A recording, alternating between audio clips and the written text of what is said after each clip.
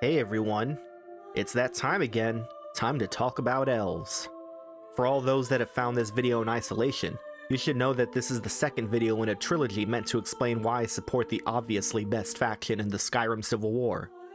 If you haven't already, I suggest you go and watch the first video on the Man-Mer Schism.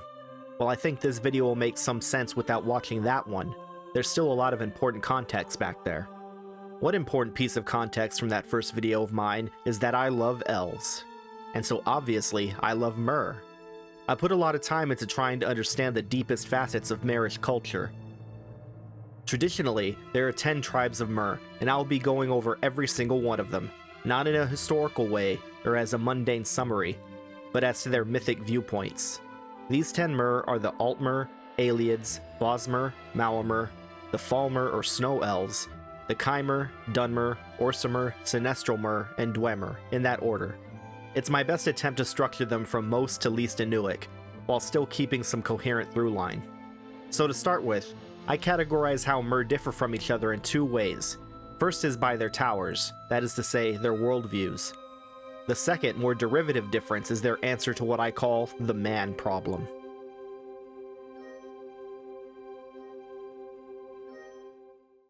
So let's talk about Tolkien.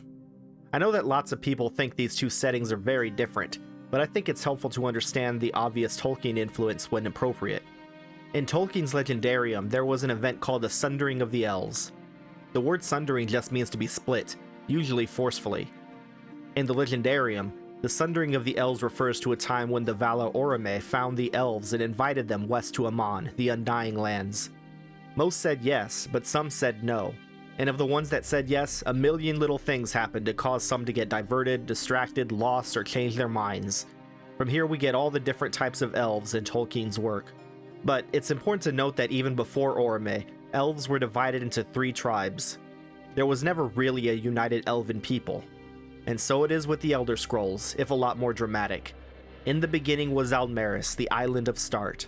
To be a Mer is to be descended from the Altmer, that is, to remember Aldmeris, the time in which everyone was of one purpose. Here's a quote from the Numantia Intercept, a discussion between New Hata and members of the Elder Council about the coming Oblivion crisis. Adamantia was the first spike of unassailable reality in the dawn, otherwise called the Zero Stone. The powers at Adamantia were able to determine through this stone the spread of creation and their parts in it. The powers also created Red Tower and the First Stone. After these 2 acts, which is commonly called the Convention, the gods left the earth. As they were the most powerful of lesser spirits in the ages after the Convention and eager to emulate what they saw, the Altmer began construction of their own towers. That they built more than one shows you that they were not of one mind. The Altmer began to split along cultural lines on how best to spread creation and their parts in it. Each tower that was built exemplified a separate accordance. The Sundering of Purpose is the myth of the destruction of Aldmeris. Setting aside Aldmeris' physical reality, we see that directly after the pointed convection, the Altmer were already split. And how the Mer split from Altmer is defined at least initially by the towers they built. So then, it'd be a good idea to briefly go over the towers, what they are, and what they do. To start with, Atropos Mede, when he was still just a prince, gives us a very mundane account of the towers. Well, some think that the White Gold Tower, and some other towers around Tamriel, help, well, hold the world up, or something like that. Others believe that before the dragon broke, the tower helped protect us from invasion from Oblivion. They help keep Mundus, the world, from dissolving back into Oblivion, or something like that. Before we get much further, let's make sure we know what we're even talking about here. There are generally considered to be 8 towers, and each tower has a stone to go with it. So far we've mentioned Adamantia, the first tower, and its stone, the Zero Stone, both made by the Aedra as they left Nirn. Second mentioned is Red Tower, which is Red Mountain, and its stone is First Stone, the Heart of Lorkhan. White Gold is next mentioned, its stone the Amulet of Kings. The other towers and stones are Crystal-like Law and Transparent Law, Green Sap and the Perchance Acorn, Snowthroat, with its stone said to be a cave, Walk Brass and the Mantilla, and finally Orichalk Tower and its stone said to be a sword. With that done, let's move to a more metaphysically robust explanation of the towers. This is from Arbic Enigma 4, The Elden Tree. Quote, The spike of adamantia in its zero stone dictated the structure of reality in its Arbic vicinity, defining for the Earthbones their story or nature within the unfolding of the dragon's time-bound tale. The Aldmeri or Merithic Elves were singular of purpose only so long as it took them to realize that other towers, with their own stones, could tell different stories, each following rules inscribed by Variorum architects. And so the Mer self-refracted, each to their own creation, the Chimer following Red Heart, the Bosmer burgeoning Green Sap, the Altmer erecting crystal-like law, et alia. Finally, I'm going to quote from Vex's teachings. This is not an easy concept, I know. Imagine being able to feel with all of your senses the relentless alien terror that is God and your place in it, which is everywhere and therefore nowhere, and realizing that it means the total dissolution of your individuality into boundless being. Imagine that and then still being able to say I. The I is the tower. Now Vec here is specifically talking about the metaphysical tower, which I will not be getting into further. The point though, is that we could take all this together and see how towers actually work, how they hold up the world, and what it means that different groups of Mer differentiated themselves by their towers. A tower is a literal worldview, magically instantiated in physical reality. When the Aedra created Adamantine Tower, what they were saying was first, this is who we are, and then, this is how it will be. Those events were seconded with Red Tower, as Red was a direct consequence of Adamantine. Lorcan's heart put its own spin on those events, but they were the same events. Austere religious scholar Mankar Cameron lays out explicitly what the Aedra were doing with the building of Adamantine. Understood laws of arcanature will fall away like heat. First tower dictate, render the mutant bound where he may do no more harm. As god of the Mundus, a light shall be his progeny, split from their divine sparks. We are 8x8 exarchs. Let the home of Padme see us as sole exit. When the old Elnofe, who would become the Aldmer, saw Adamantine, they found the ability to define their own story and thus their own existence. Construction of a tower affirmed the stories they wanted to tell, the stories of themselves and their own paths. Such a story is called a myth, and in the Elder Scrolls, myth forms reality. I think I should digress a bit here. I've seen the idea bandied about that in the Elder Scrolls, everybody is an unreliable narrator. That's not entirely correct. Here's something Michael Kirkbride once said. This was on his Reddit AMA when asked on his thoughts on the convoluted, expansive, and contradictory nature of Elder Scrolls lore.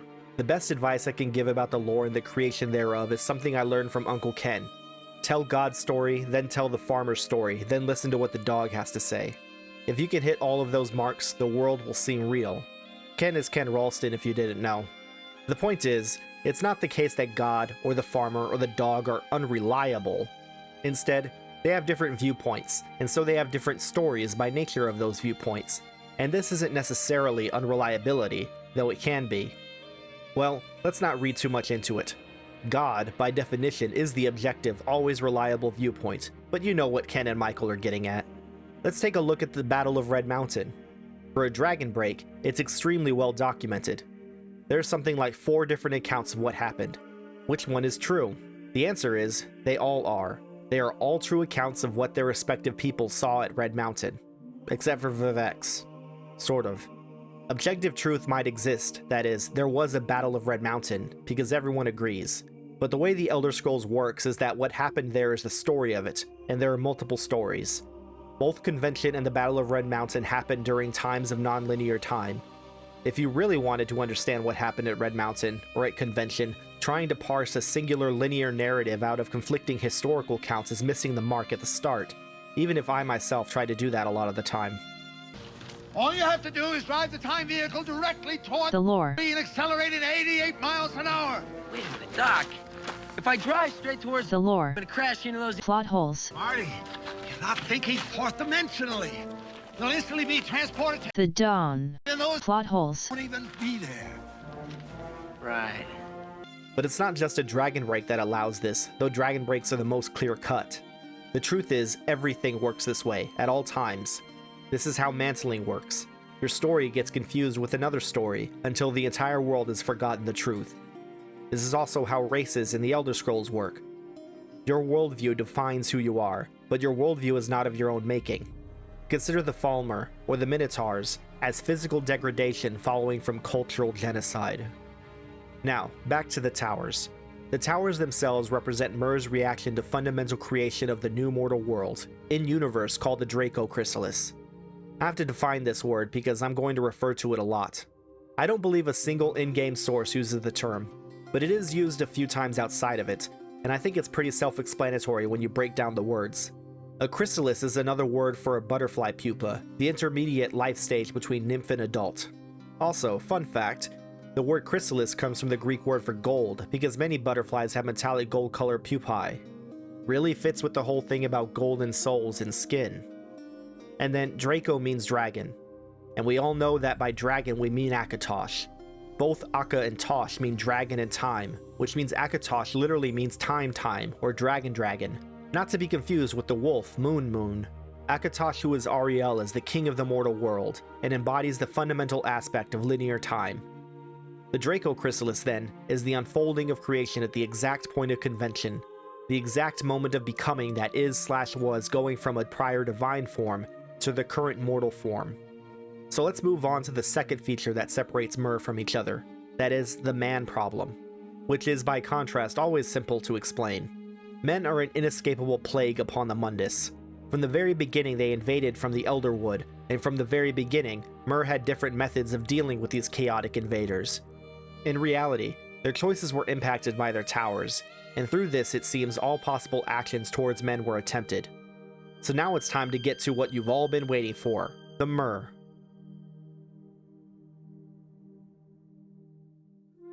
The Altmer are considered the first group of Mer after the Aldmer, and the most directly descended from them. Whatever you think of this, there's no debate that the other Mer can be framed in contrast to them, so they're a good starting point. The Altmer's tower is crystal-like law, or crystal tower, supposedly the first built in imitation of adamantia. And luckily, the Numantia intercept gives us a direct explanation of the Altmer's intent with it.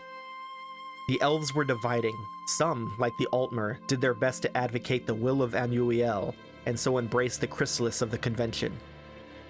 And later, where the Altmer sought to focus on Draco Chrysalis, or keeping Elder Magic bound before it could change into something lesser, an act which ironically required ethereal surplus. So we see the fundamental substrate of all Altmeri thought is keeping Draco Chrysalis bound. If Draco Chrysalis is the concept of becoming, specifically, the divine becoming mortal through creation, the Altmer wish to halt that because at the end of creation, the divine has become something lesser, that is, mortal. All Altmeri society is focused on keeping this connection to the divine as it was, and at preventing mortal degradation. It's time to talk a bit about how the towers are powered. The source of a tower's power is its stone. Again, to quote Nuhata, "The stones are magical and physical echoes of the Zero Stone, by which a tower might focus its energy to mold creation. Oftentimes, the stones borrowed surplus creation from Oblivion, grafting it to the terrestrial domain of its anointed tower. It was and is difficult to bypass Oblivion to go directly to creation's source, the Aetherius. It has been done, but not without great expenditure, mundane and otherwise. However, access to Oblivion, the void that surrounds Mundek's arena, which we might touch every night, was child's play in comparison. Cultivating creatia that washed into the void from Aetherius became the rule among stones. The Daedric realms were formed on much the same principle, Patamaic powers using ethereal refuse to build their void territories. And this is from the 3rd edition Pocket Guide to the Empire. Visits to Aetherius occur even less frequently than to Oblivion, for the void is a long expanse and only the stars offer portal for ethereal travel, or the judicious use of magic. The expeditions of the Riemann dynasty and the Sunbirds of Alinor are the most famous attempts in our histories, and it is a cosmic irony that both of them were eventually dissolved for the same reason, the untenable expenditures required to reach magic by magica. Their only legacy is the Royal Imperial Mananauts of the Elder Council and the Great Orrery at Firsthold, whose spheres are made up of genuine celestial mineral gathered by travelers during the Merithic era. The Altmer completely accepted what they saw as the will of Anuiel and embraced Draco Chrysalis. This embrace is specifically Draco Chrysalis as it was, before it could become lesser. Normally, towers are powered by chaotic creatia from Oblivion, but this is a Patamaic influence, and our beloved Altmer friends only accept the Anuic. Thus, they attempted to power their stone through magica itself. However, this required a surplus of magica, as Nuhata said. But travel to Aetherius also required an untenable amount of magicka. And this is why crystal-like law is the Crystal Tower. Crystal-like law is made of whatever special crystalline material that is supposed to make up most things in Alinor. But why? If it's meant to be a mimicry of adamantine, why is it not made of adamantine? There are two reasons for this. First, let's look at what it is made out of. It's not literally made of mundane crystal, since you can look at it in Elder Scrolls Online and it looks to be made of stone. And yet, the name must mean something. So what does crystal do? Well, it has various properties in regards to light, for example, total internal reflection, refraction, bifringence, and phosphorescence. Or more simply, doubling, redirecting, shaping, and emitting light after it's been absorbed. Always remember that in the Elder Scrolls, light is magicka, something the Altmer have limited access to. Let's look at some dialogue from Elder Scrolls Online, from Faerwin, a lecturer at the Mages Guild in Volkhel Gard. The system of inter-evocative hermetic harmonic resonance we still use today was developed during the construction of the Crystal Tower. Well, that sure is a word salad, so let's break it down. Inter-evocative means creating or recalling a response between two or more things. Hermetic here means both self-contained and having to do with the esoteric or mystical. And harmonic resonance is when one object vibrating at a particular frequency causes another to vibrate in sync.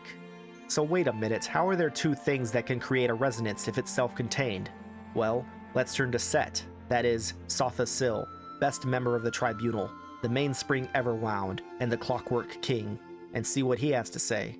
During the Elder Scrolls Online quest, A Necessary Alliance, he says, "Transparent law, the crystal at the top of the Crystal Tower, anchors its metaphysical structure to all realities. The tower straddles every reality. As it so happens, most towers have some kind of special property in keeping with its nature. The Crystal Tower's special property is that it exists across every reality, on every plane, in every timeline.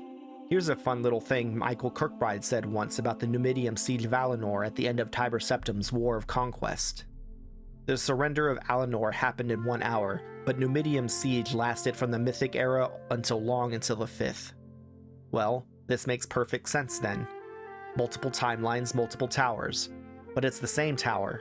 This is why I'm not convinced that Crystal Tower is down, even after the Oblivion Crisis. All of this then, to make the most efficient use of what magicka the Altmer can get. It's crystalline in terms of utilizing magicka, and it's self-synergistic by being internally reflected, like a diamond, across all places. In fact, Crystal Tower existing on all planes implies it might have access to Aetherius too, which might explain why it could still remain active even after the Sunbirds were decommissioned, if indeed they were. So okay, that's a lot about the crystal of crystal-like law. What about the transparent in transparent law? What about the law? Both are easier to explain. Transparent doesn't literally mean transparent.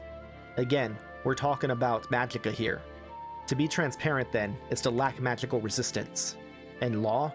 Law is the system of rules that govern things. It is the way things are. Crystal-like law, then, is crystal made into something like law. It's also law made crystalline. There's something else I didn't mention about crystal. Crystal is beautiful, which is the second reason their tower is not made of adamantine. So, remember all that stuff I said about myth making reality? A necessary consequence of that is that if everybody believes your story, then it will be the case. And if you can just tell whatever story, why not make it the best story? The Altmer's story is idealized, and by that I mean in the normal sense of being better than reality. To be this way, it is not enough to preserve what was. They have to cut away that which is less than ideal. Things that aren't good for them. Things that aren't good for their story. In a way that might seem counterintuitive, but this is completely necessary in maintaining their close connection to the Altmer, because the Altmer themselves are an idealized original state of Mer. To try to explain what I mean by all this, let's briefly go through the story of the Altmer, as the Altmer tell it. First, there was Aldmeris, somewhere in the south. While the Altmer were still there, the people who would become Maormer split off, and so were cursed to live in a veil of mist. There was a cataclysm of some kind, and Aldmeris was lost, and the Altmer sailed to Somerset. They were already slowed on the islands, and so they had to fight those off. And with that done, groups of people kept breaking off, the Direnni, the Psijics, and the Chimer and Orsimer. Meanwhile, the Maormer kept coming back from the misty south, but the Altmer fight them off every time. With this story, the Altmer are trying to preserve their founding myth by staying true to it as it was. Imagine, for example, you're a Roman centurion. Your founding myths are things like Romulus and Remus, the Aeneid, and the Punic Wars. And if somebody comes by and tells you, well, actually, Romulus is probably a conglomerate of multiple kings, and he definitely wasn't raised by a wolf, and the Aeneid was propaganda, and maybe the Carthaginians had a point, it would be pretty understandable if you, as a centurion, took out your gladius and stabbed him in the chest for treason. And that's just in the real world. On Nirn, the propagation of your story is a matter of magic and reality making. So remember in my Man-Mer Schism video when I said that further clarification on Altmer blood purity would have to wait? Well, wait no more, it's time. It's not the physical blood that's important. Blood in this context is synonymous with your soul. Your bloodline, your genetic line, your ancestral line, is all synonymous with your line as it stretches back to your Aedra ancestors in the Dawn. Given everything I've said about the Crystal Tower, we can see why Altmer are so interested in your blood purity. In order to maintain their own story of themselves, they need to make sure it remains idealized.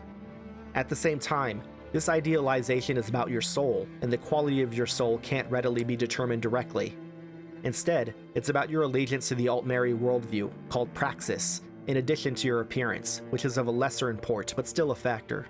If, for example, you are an Altmer who finds themselves in love with a horrific, disgusting Nord, that Nord better be an absolutely stellar example of his people, and it'd be best if he was capable of comporting to Altmer standards. Actually, talking about this specifically, let me quote from the Imperial Propaganda pamphlet, the first edition pocket guide, in the section on the Aldmeri Dominion. Breeding outside the pure line is a terrible, unthinkable crime, and taken as prima facie evidence of the tainted blood of the individual in question. If they were, they wouldn't have the impulse to do it. Exile to the mainland is regarded as equivalent to a death sentence, since there is no purpose in living outside their ideal society. This is a case where I can understand why the Imperials would say this. Altmer, on the face of it, would probably frame it this way. And yet, we know that breeding outside the pure line happens. Nobody stops the marriage between King Riemann Kerudi of Firsthold and Princess Morgaya, who was a Dunmer. I'm sure this was exceptional circumstances. I mean, Queen Baronzaya, who was Morgaya's mother, was an exceptional individual. Yeah, let's go with that. Anyway, this is an exceptional match between royalty, so I'm going to throw up fivefold felicitations to show off what a more normal match might bring. Note that the author, an aunt showing off marriage candidates to her niece, says of herself that she is shallow for preferring the third option, an Altmer with the finest of physical features, and the second option is outright stated to likely have man ancestry. But note that he is still a recommendation, and that man ancestry is brought up as a possibility in the first place. Let's also look at our good Altmer friend YR's annotation on the section in which the previously discussed propaganda appears. He states in the Skyrim section on the Greybeards, "At last, a few men worthy of respect. I met with an ancient Greybeard who could actually converse with me almost as an equal. My only such experience among the humans so far." I also want to quote from The Pretension of High Elf Jewelry by Elredeth, a Bosmer jewelry crafter. Taking on the legacy of their family line is not only expected, it's revered. In that way, though, all of them respect each other. Even a kinlord will speak highly of a family of fishers, so long as they do their job right. You can't really say that about the rest of Tamriel. As long as they do their job right. So now that we know it's possible for there to exist men worthy of respect, let's move on to the man problem. So committed the Altmer are to their project that they refuse to use chaotic creatia. And so in the same way, their strategy for dealing with men was isolation. After all, this was their strategy for dealing with every dissident. The Chimer were exiled, the Psijics were exiled, the Direnni function as a separate polity. Political dissidents, weirdos, and people who were seen as impure were usually just exiled. There were several words for these groups. Volkind, for those severed from their family lines as children. Ouster, for those who were strange or rebellious, exiled as adults. And apraxic, for the criminally dissident. What actually counts as these things is determined by parents, families, and society respectively, and it was all meant to ensure the pure Aedric line. But the point is, for the entire Merethic and First Era, the Altmer just wanted to grill. Albeit, they had a really ambitious grill that demanded high skill and ability, and if you weren't interested, you could and should leave. But men, they just can't stop. By the time of the Second Era, at the founding of the First Aldmeri Dominion, men had practically genocided no less than 4 groups of Mer, and were involved in the disappearance of a 5th. This wasn't even isolated to Mer. The Minotaurs were already destroyed by this point, and they were loyal, innocent descendants of Saint Alessia herself. Even that wasn't good enough for men. Forget what you think about the managed justification for this. The Altmer were grilling on their home islands, uninvolved with any of that. Fundamentally, the Three Banners War as seen in Elder Scrolls Online is the final culmination of man's complete inability to stay peaceful and keep to itself. And so finally, the Altmer did something. Here, from Welcome to New Aldmeri Irregulars. Orcs, Dark Elves, and men, most of all, men, are best at war. They have drenched the mainland of Tamriel in rivers of blood. As long as their follies were confined to murdering one another, what they did in and around their so-called Imperial City was beneath the notice of the Altmer of Somerset. Then came the Dragon Break. That catastrophe was entirely the fault of men, but the Altmer had to repair it. Now the men of the Empire have catastrophically blundered again, and all Nirn is threatened. Our good queen had no choice but to form the Aldmeri Dominion to conquer Cyrodiil, and ensure for the good of all who dwell in Nirn that men never again tamper with forces beyond their comprehension and competence. This was not, as some might say, based on Elvish supremacy. It was based on obvious historical precedent.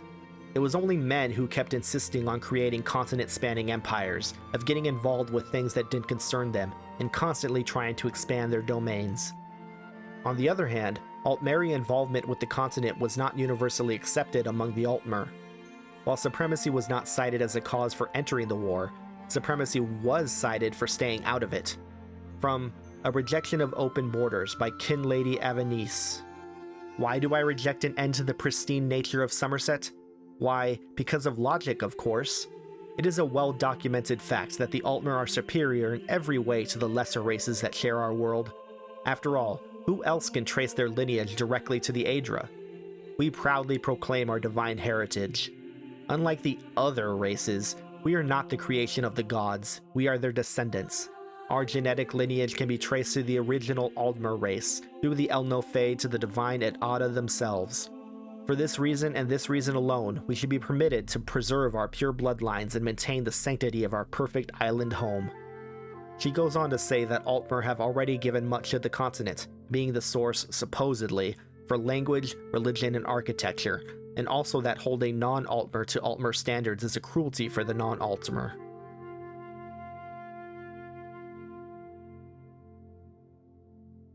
So I just spent a long time talking about the Altmer.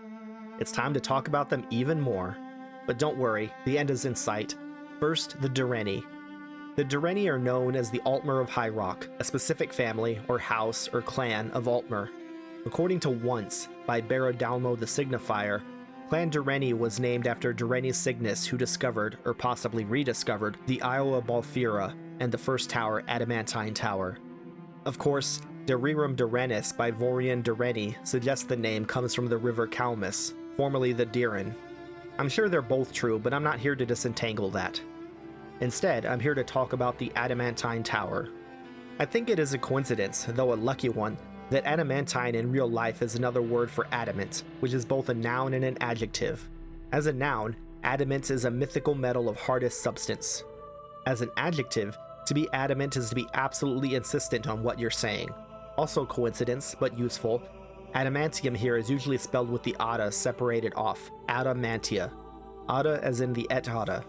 Mantia as in mantle. Probably. As previously stated, the Aedra built adamantine, and what they said with it was, to use the quote again from Mankard Cameron's commentaries, "Render the mutant bound where he may do no more harm. As god of the Mundus, a light shall be his progeny, split from their divine sparks. We are 8 times 8 exarchs. Let the home of Padme see us as sole exit." Direnni are not a separate kind of Mer who told their own story. They are Altmer who found the original story told by the Aedra. This affected them in a few ways, the biggest being that the Direnni are less preservationist than the Altmer from the home islands. Unlike the Altmer of Somerset, the Altmer of Balfira found as their tower the original divine construction. Adamant is not crystal, it's adamant, and so needs no polishing, pruning, or defense. It's just the way it is. Unfortunately, it's this way because it's divine, and being divine, the sadly mortal Direnni don't understand it. From previously mentioned once, by Baradalmo the Signifier. At maturity, every Direnni of high blood is brought into the tower, conducted to the Foundation Vault, and shown the Zero Stone. We are allowed to touch it, once, so as to feel the transcendent mystical power that courses through it, a power we have never been able to tap.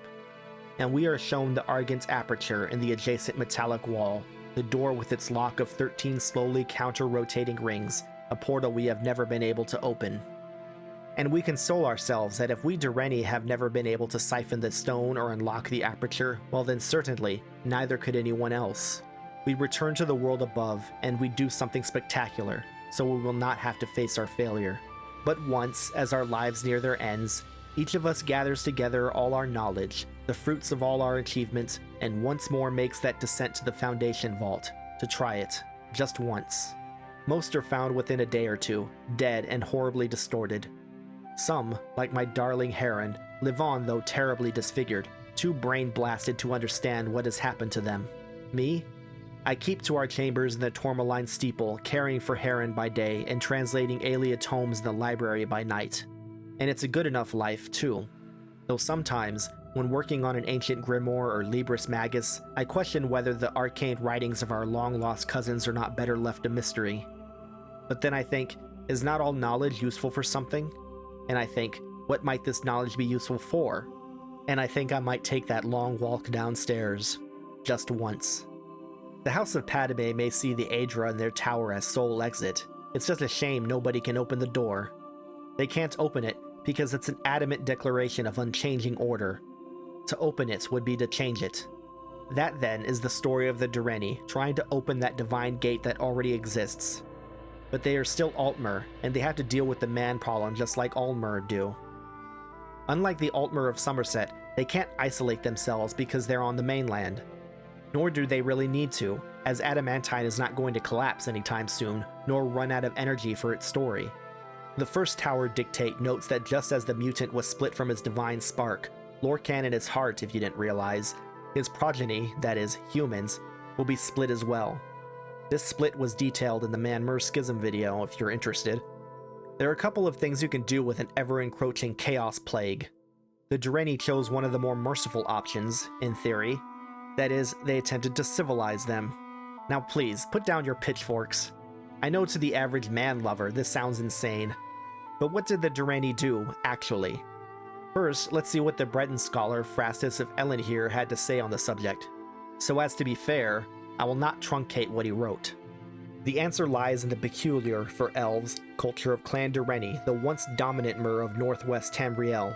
In contrast to the Ayleids of Cyrodiil, who brutally enslaved any humans they came into contact with, the Direnni simply conquered their local needs and then ruled them as a caste of nobility. The aristocratic elves established a system of feudal vassalage over their human subjects, with rights and privileges that included the perquisition of coition with any human they desired. Sex with attractive needs was considered casual recreation, and Direnni nobles competed to have stables of the most desirable human subjects. The inevitable half-elven offspring from these liaisons were not adopted into the families of their Direnni parents, being considered sub-Mer, but were nonetheless often given privileged positions among the subject needs. Over time, this led to the establishment of a recognized caste of mixed-blood humans who were given the name Bretons, from the Elnofex Baratu, or half. The Breton caste was only allowed to marry humans, so over time their elven blood became more diluted, and the Nedic appearance predominated. Though they wielded great power for a time in the First Era, even then the elves of Clan Direnni were never numerous, and as their geographical hegemony expanded, administration and rulership was increasingly handed off to the Breton caste. So yeah, parts of that sound pretty bad. But let's try to take a Marish view on it. POV, you're a beautiful, divinely descended elf, and all you want to do is ponder this orb. But all around you are these chaotic, violent monsters, cleaved from their divine ancestors.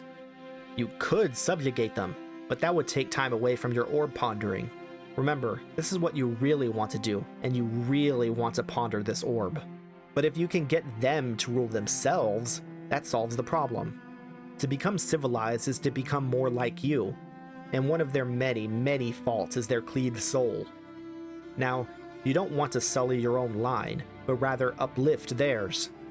So you choose the best women among them, and through them introduce a connection to your divine ancestors that will, in the long run, improve them as a people. As Praxis himself said, even during the Direnni hegemony, they ruled largely through needed clients, who became the later bred nobility. So yeah, I just painted an incredibly rosy picture, but on a mythic level, I think this really is how the Direnni saw the whole thing. But let's be real here. The perquisition of coition was terrible, and I'm not trying to whitewash that. I am, however, unconvinced that this was used and abused in all cases, at all times. First, note that the only source we have on this is Praxis of Ellen here, but facts on the ground bring up a lot of questions. My first piece of evidence for this is the previous quote, showing that Needs were able to rule themselves as nobility. But one might also look at the song, The Battle of Glenumbra Moors, in which it was Breton specifically who fought against the Alessians at the call of the Direnni.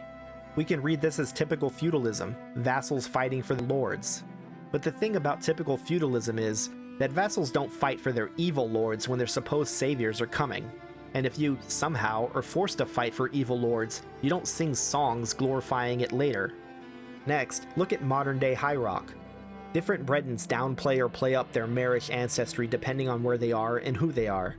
So it seems likely to me that from a Manish perspective, if your story is that you're descended from nice elves who ruled justly, you want to play that up. And if you're descended from evil, brutal dictators, you'd want to distance yourself from them. Also of note would be Medera Direnni, who was a Breton. Look at the ESO antiquity Man-Mer coupled idol, which depicts Mara as a mer in the embrace of a human male. There's also a history of Daggerfall, which calls the Direnni native Bretons. Yes, the UESP says this has been retconned, but in the case of the Elder Scrolls, I'm generally reticent to say that retcons happen. Overall, why am I not to assume that there's just conflicting in-universe sources on who or what the Direnni are or were and how they treated the humans they found? Just because Daggerfall was pre-Kirkbride? Pfft. Either way, all evidence points to such atrocities fading away entirely as the Direnni gave up their power in the region to the Bretons. Which they did willingly, by the way.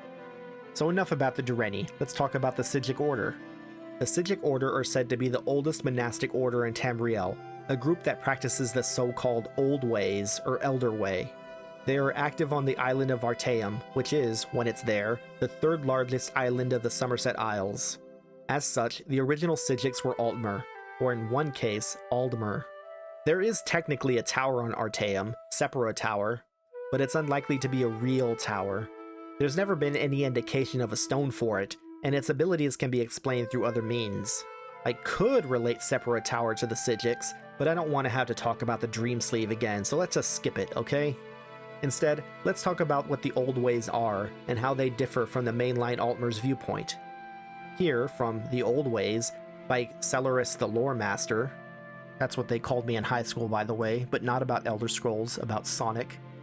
Any neophyte of Artaeum knows that these spirits are our ancestors, and that, while living, they too were bewildered by the spirits of their ancestors, and so on back to the original Archerai. The Daedra and gods to whom the common people turn are no more than the spirits of superior men and women whose power and passion granted them great influence in the afterworld. Certainly this is our truth and our religion, but how does it help us in our sacred duty of Celerfrunse, or providing grave and faithful counsel to lesser men? And more importantly, this is from on Artaeum. Even then, the Psijics were the counselors of kings and proponents of the Elder Way, taught to them by the original people of Tamriel. The Elder Way is a philosophy of meditation and study said to bind the forces of nature to the individual will. It differs from Magicka in origin, but the effects are much the same. So, one of the very illuminating bits of out-of-universe information is that Ted Peterson created the Psijics. Their name is a play on the word psionic, and the Psijics themselves were inspired by Dungeons & Dragons psionics. I invented in TES the idea of Psijics. Obviously the name came from psionics. Another important bit of information on what the Old Ways are is in the book Mysticism, The Unfathomable Voyage. The Psijics of the Isle of Artaeum have a different term for mysticism, the Old Way. The phrase becomes bogged in semantic quagmire because the Old Way also refers to the religion and customs of the Psijic, which may or may not be part of the magic of mysticism. I discussed mysticism a lot in the necromancy video, so check that out if you so desire. Still, We can't take the similarity between mysticism and the Old Way too far, though. The categorization of spells in the Elder Scrolls is typically a matter of effect rather than method. But, as the name of the Old Way is the Old Way, we're talking about a method. The thing that underlies both the odd ancestor worship and the weird kind of mysticism is the direct apprehension and manipulation of the essence of objects. Mysticism itself manipulates the essence of things directly, via mental apprehension of its essence. Put another way, you know what something is so well, you can manipulate it directly through that apprehension. This is related to, but different from the concept of mimics, which everything has. A mimic is just the true name concept, very common both in real-life folklore and various fictional settings. The Elder Way does mysticism through direct communion with the forces underlying objects, rather than the objects directly themselves. It's a kind of pre-magic magic, a kind of meta-magic. Likewise, the Trail of Ancestors doesn't go back to Altmer, then Elnofe to Adada. It starts at Adada, then to Altmer, and then most importantly the Arcurai that exist on a fundamentally different axis than what we'd normally consider. The Psijics notably also insist that the Aedra were once mortal, and only became divine later, and that in fact, the cycle of mortal to divine stretches back infinitely into the Arcurai. This is very similar to the way the Nords tell it, in Shore's Son of Shore, and you can find some people who will make a distinction between Ariel, the leader of the Aldmer, and Ariel, the elven aspect of Akatosh. Like me, I would do this. I think this explains Mannimarco's High King of Alinor line in Where Were You When the Dragon Broke? Still, after Ariel's ascension, the distinction is mostly irrelevant. Note also that Mannimarco used to be a Psijic, as did Sotha Sil, so I think that's enough about them. They're Altmer, but with very weird differences in how they do magic and how they reckon their own ancestors.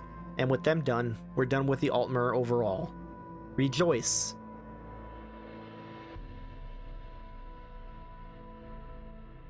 Finally, we're done with the Altmer. Now we can get to the group of Mer that really matter, the true best Mer, the Ayleids. So now it might be a good time to say that while I love Mer, the Ayleids are my favorite. If I was hit by a truck and isekai'd into the Elder Scrolls, I would be an Ayleid. Or maybe a Snow Elf. Or maybe a Dwemer. One of those three. But first, since I have no other place to put it, let me talk about the supposed Cyrodiilic bird people. Our original source for these people is from the Journal of Topal the Pilot, translated as Father of the Niben by Florian Jalil. This is from Fragment 4. For 11 days, they traveled north until they came to a crystalline lake and 8 islands of surpassing beauty and peace. Brilliant, flightful creatures of glorious color greeted them in Aldmeri language, making the Mer wonder, until they understood they were only calling back the words they were speaking without understanding it. And then the sailors laughed. Topal the Pilot was enchanted with the islands and the feathered men who lived there. There the Niben stayed for a moon, and the birdmen learned how to speak their own words, and with taloned feet to write. In joy for their new knowledge, they made Topal their lord, giving him their islands for the gift. Topal the Pilot is a mythical Aldmeri explorer and poet who explored most of Tamriel during the earliest days. According to the 3rd edition pocket guide to the Empire, talk of these native beast races of Cyrodiil are, quote, shadowy, misdrawn portraits of time before reckoning. It is not until the coming of the Ayleid that Cyrodiilic history truly begins. This might blow your mind, but the bird people aren't real. They were never real. While yes, nowhere is this explicitly said, I'm putting my foot down and saying this explicitly myself. First, there's no archaeological evidence for them. We have evidence for the Slode in the Somerset Isles, we have evidence for the Lilmultheat in Blackmarsh, we've seen Sarthal and the Kothringi, and even have one first-hand written source from a Sinestral Mer, who were genocided so hard the Red Guards go out of their way to never talk about them ever. And yet not a single thing about bird people in Cyrodiil. What we do have, though, is an extremely large amount of evidence that Ayleid iconography is full of birds. In Elder Scrolls Online, the Torque of the Last Ayleid King is a set of 5 items, 3 of which reference birds directly. As Amalien notes of the Palladium Talon, yes, the Ayleids often used feathers and talon motifs in their work. I didn't mention it, but Amalien is a praiseworthy Altmer scholar born with a twisted spine and not determined Holkind. Almost as if her soul is pure and the physical deformity isn't a huge deal. But anyway, did you notice the fallen hero Umaril is called the Unfeathered? Also, he kinda looks like a rooster. Meanwhile, Ayleid depictions of Ariel show him with an eagle on his back. Ayleid clothing and armor features feathers or feather-like shapes. So basically, Ayleids are the so-called bird people. The bird people are this really dumb Altmeri conception of Ayleids, in which Ayleids are depicted as bestial copies of Altmer who had to be taught how to become elves. This is because the Altmer believe themselves to be first, so finding a race of beings who also speak the Aldmeri language would have to be explained away with a new story. A story in which they didn't really know what they were saying, and that White Gold Tower was built by Altmer on land given to them in thanks. White Gold Tower is the modern-day Imperial City, the tower built by the Ayleids. Its stone was, in Ayleid times, the Kim El Adabal, the red diamond, fashioned later into the Amulet of Kings when humans took over. As with adamantine and crystal, we can get a lot from understanding the material and structure of white gold. But first, let's hear the direct explanation from Nuhata. This is a more complete quote of the one I used when discussing the Altmer, as the Ayleids can be explained in contrast with them. Like all the polydox constructs of the earliest Aldmer, whatever their abnegarbic creed, White Gold Tower is a conduit of Creatia, ad sembia sembio, built to bring about a reversal of the congealing spiritual bleed caused by the convention. In other words, it was a focus point for re-reaching the divine. White Gold Tower was made by the Ayleids, the Heartland High Elves that would have none to do with their Isle kind. Where the Altmer sought to focus on Draco Chrysalis, or keeping Elder Magic bound before it could change into something lesser, an act which ironically required ethereal surplus, the Ayleids harvested castaway Creatia from Oblivion by entering a pact with the Masters of the Void, the Princes of Misrule. We see then the way to understand why the tower is white gold. White gold is still gold, that is, it's still sacred divinity. Ariel is gold. The gold of the Altmer is a physical representation of their divine ancestry. In real life, white gold is a relatively modern alloy created in the early 20th century, a mixture of gold with other metals like silver, palladium, and nickel that produce a much stronger material similar to platinum in color. This, then, represents the break between Ayleids and Altmer.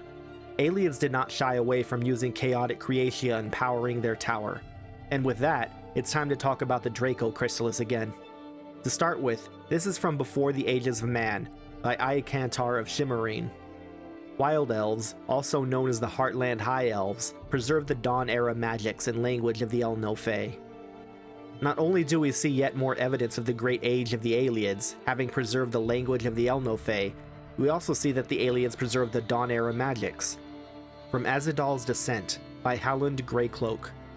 From the Ayleids, the ancient runes and dawn magic even the elves had begun to forget. I will quickly note that Azadal was a human who learned from all these Mer, rather than being immediately killed as he intended to do to the Mer in turn. But the important part here is what it means to have preserved the Dawn-era magics. For you see, the Dawn-era magics is the Draco Chrysalis. As Nuhata says, the Altmer sought to keep Elder Magic bound before it could change into something lesser. The Ayleids, however, preserved the Dawn magics, equivalent to preserving the process of Draco Chrysalis. This can be a difficult distinction to grasp, so let me use a silly food metaphor. Have you ever used a vinaigrette? A vinaigrette is a sauce made from oil and vinegar that is mixed with an emulsifier. Left alone, a vinaigrette will always separate. The analogy then is that an Altmer chef is trying to freeze the vinaigrette so it can't separate. He needs a lot of energy to fuel the freezer for this. The Ayleid chef, though, decides to just always keep making the vinaigrette.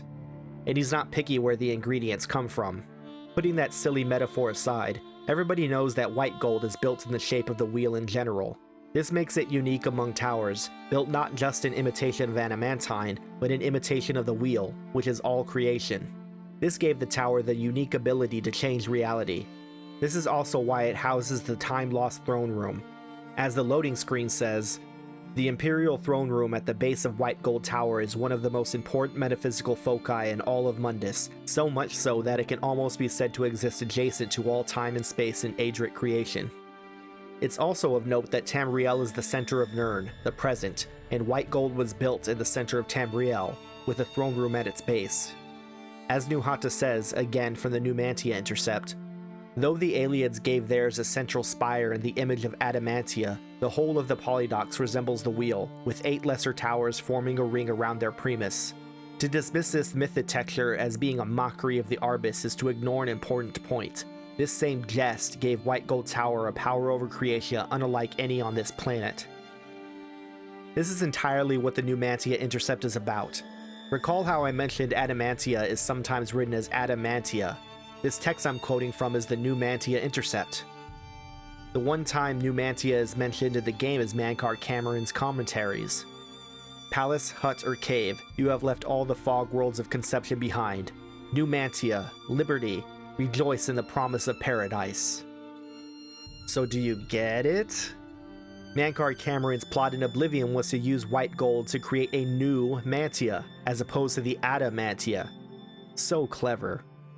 So okay, the process of creation would continue, and to fuel this process, the Ayleids needed energy. This would ultimately culminate in the Narfincell Schism, the break between the Aedra-worshipping Ayleids and the Daedric-worshipping ones. For you see, the Ayleids were never of one mind about all this. Sure, they were all Ayleids and all wanted to continue the process of the Dawn, but they culturally broke along the sources of the energy needed to fuel it. First, Aedra and Daedra, and second, which Daedra? This is why the Ayleid Empire was an empire in name only. There were 1,000 last kings of the Ayleids because every city was its own city-state with its own king and its own culture. Ultimately, the Narfincell Schism would drive off the Aedra-worshipping Ayleids, leaving only the Daedric-worshipping ones in Cyrodiil. Even of these Daedric-worshipping Ayleids, different Daedra demanded different things, and were easily opposed to each other. And this leads us to the man problem. Much has been made of the Ayleids' cruelties towards men. I think the best mannish summary is Morihouse's own words, from the Adabalah. Men were given over to the lifting of stones and the draining of fields and the upkeep of temple and road, or to become art tortures for strange pleasures, as in the wailing wheels of Vindicel, and the gut gardens of Sursen, and flesh sculpture, which was everywhere among the slaves of the Ayleids in those days, or, worse, the realm of the Fire King Hadhul, where the begetting of drugs drawn from the admixture of Daedrons into living hosts let one inhale new visions of torment, and children were set aflame for nighttime tiger sport. Yeah, like I'm going to just take the word of a literal cow over the facts on the ground. Now, I'm not saying this stuff didn't happen. What I am saying is that the Ayleids were uniquely splintered, and not every Daedra had use for torture. They were so splintered, in fact, that Ayleids fought on the side of Saint Alessia against other Ayleids. Here's a quote from The Last King of the Ayleids, by Herminia Sina. Alessia appears to have taken advantage of a period of civil war to launch her uprising. Imperial histories have traditionally attributed her victory to intervention from Skyrim, but it appears that she had at least as much help from rebel Ayleid lords during the Siege of White Gold Tower. The popular image of the Ayleids as brutal slave masters is based in fact, of course, but it is less well known that a number of Ayleid princes continued to rule parts of Cyrodiil after 263, as vassals of the new Empress of Cyrodiil. Among these glorious and heroic Ayleids was Lelorian Dinar, king of Ninalata, a city that worshipped Blessed Meridia, the Rainbow of Light. For his faithful service, he and his people were turned into refugees, who had to flee elvish pogroms from the vile human Alessians of the time, who, by the way, were the architects of the destruction of the Minotaurs. Despite all this foul treachery, Lelorian then went on to found the city of Biznensel, help defeat the evil Marukati in the previously mentioned Battle of Glenumbra Moors, and help save everyone from Molag Bal, the tormentor of men. Instead of rightly remembering this brave hero, everybody always remembers Pelinel as a slayer of elves, who clearly didn't kill the Ayleid allies, thank Meridia for that, but instead was insane and went on a literal genocidal quest to kill all Khajiit, who had nothing to do with anything. Speaking of not having anything to do with anything, the Aedra-worshipping Ayleids, who at this point were the Barsabic Ayleids, were busy trying to carve out a place for themselves in Blackmarsh. For this, they are considered horrifically evil, just as their Daedrophile cousins. Oh, but when Nords do it in Skyrim, or Redguards do it in Hammerfell, it's glorious. Actually, a quick aside, speaking more seriously, why is the ESO quest Captured Time so stupid? In that quest, we see a lot of references to things as if they were happening in Cyrodiil. Explain to me what possible use Aedra-worshipping Ayleids would have for creating wailing wheels. Why would any Aedra worshippers do this? According to this quest, the Barsabic Ayleids acted just like the worst of the Cyrodiilic Ayleids, enslaving the Argonian population. And then the Argonians were shown the way by Alessia. How would they even know Alessia existed? And why would they care?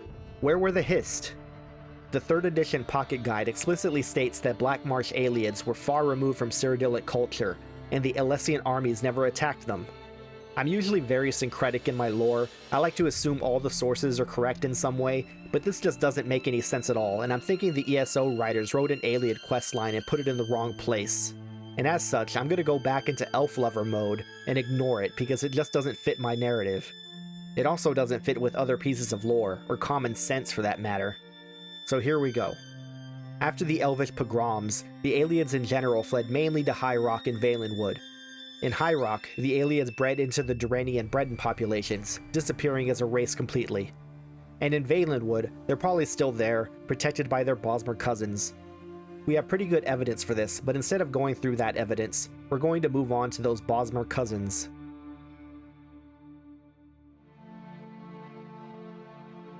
The Bosmer Tower is unique mainly in one way. It was grown, not built, nor a feature of the landscape. The tower, green sap, is a grot oak, and its stone is the Perchance acorn. Finally, we don't have to quote from the Numantia Intercept. Instead, let's go back again to Arbic Enigma, which tells us everything we need to know about green sap. The Boeotia elves were of the Earthbones who most hearkened to Yeffrey and his green songs. They did not build a tower, they grew it, a great grot oak whose roots sprang from a Perchance acorn, and this was their stone. And because the acorn might perchance have been elsewhere, thus was green sap manifold and several, and each could walk. Therefore, each green sap was also every green sap. Within each were told all the stories of the green, with every ending true, so doors therein were not always doors certain. But to this the Boeotia become Bosmer, become inured, and indeed grew to relish these doors equivocal, for such was their nature in the schism of the prism. In this way the Bosmer learned which songs made the trees dance and which dances they might do. There's a lot to go through here. I suppose the first thing I like to do is talk about how this relates to the previously discussed towers of Crystal Lyclaw and White Gold. If the Crystal Tower is attempting to halt the movement of the Draco Chrysalis, and White Gold is attempting to continue the process of the Draco Chrysalis, Green Sap is allowing the process of Draco Chrysalis to continue, but interpreting it as a myriad of possibility that has no true end. Does that make sense? Let's go back to Arbic Enigma. You see, Ayleid magic is about will, and shall, and must, but under Green Sap, all is perchance. White Gold intended the process of Draco Chrysalis to be controlled. Recall that the Ayleids with White Gold preserved the Dawn magics. The Bosmer, meanwhile, allow the process of Draco Chrysalis to continue, but in a cultivated state. In this way, they do not remember the Dawn magics, but know the Green Song. What is the Green Song? Let's see what Gernalin, a Bosmer spinner, has to say. Your frame of perception of the world is your own bones, akin to the earth bones. It is as possible to see into your own future and world as it is to immerse the self in hysteria with no fear. To sing a law and then speak into the heart of that law, convincing it of a subtle error and how it must change its own self. That is how nature's course, its own sea, is shaped and reshaped over time. Such changes can affect the whole of Mundus. Remember in the Man-Mer Schism video I had a mini section about how water is memory? Well, maybe you don't because I said you could skip it. So just take my word for it, water encodes memory in the Elder Scrolls. So with that in mind, let's go ahead and quote Gernalin again. The sky mirrors the sea, and the sea also reflects its mirror. Day, night, and the places between are the realm of the sky, as Ifri interpreted the time law on Uiel established within Nirn. Thus, the sky bridges time and nature, and measures both. Within each half of the sphere of reflection lies half of the potentialities of Nirn's way in any given moment. Each instant is a sea state or a sky state. Each individual sees one or its other as weal or woe, and each moment can be turned on its side. If you ever wonder why characters mention the waters of Oblivion or the Sea of Aetherius, this is why. The ocean acts as a massive mirror, a mirror that reflects the sky. I've mentioned a lot the idea of mantling and how a sympathetic magic-like concept governs a lot of things. This is another one. As the water reflects the sky itself becomes a kind of water. This also explains how astrological signs and fate work in the Elder Scrolls.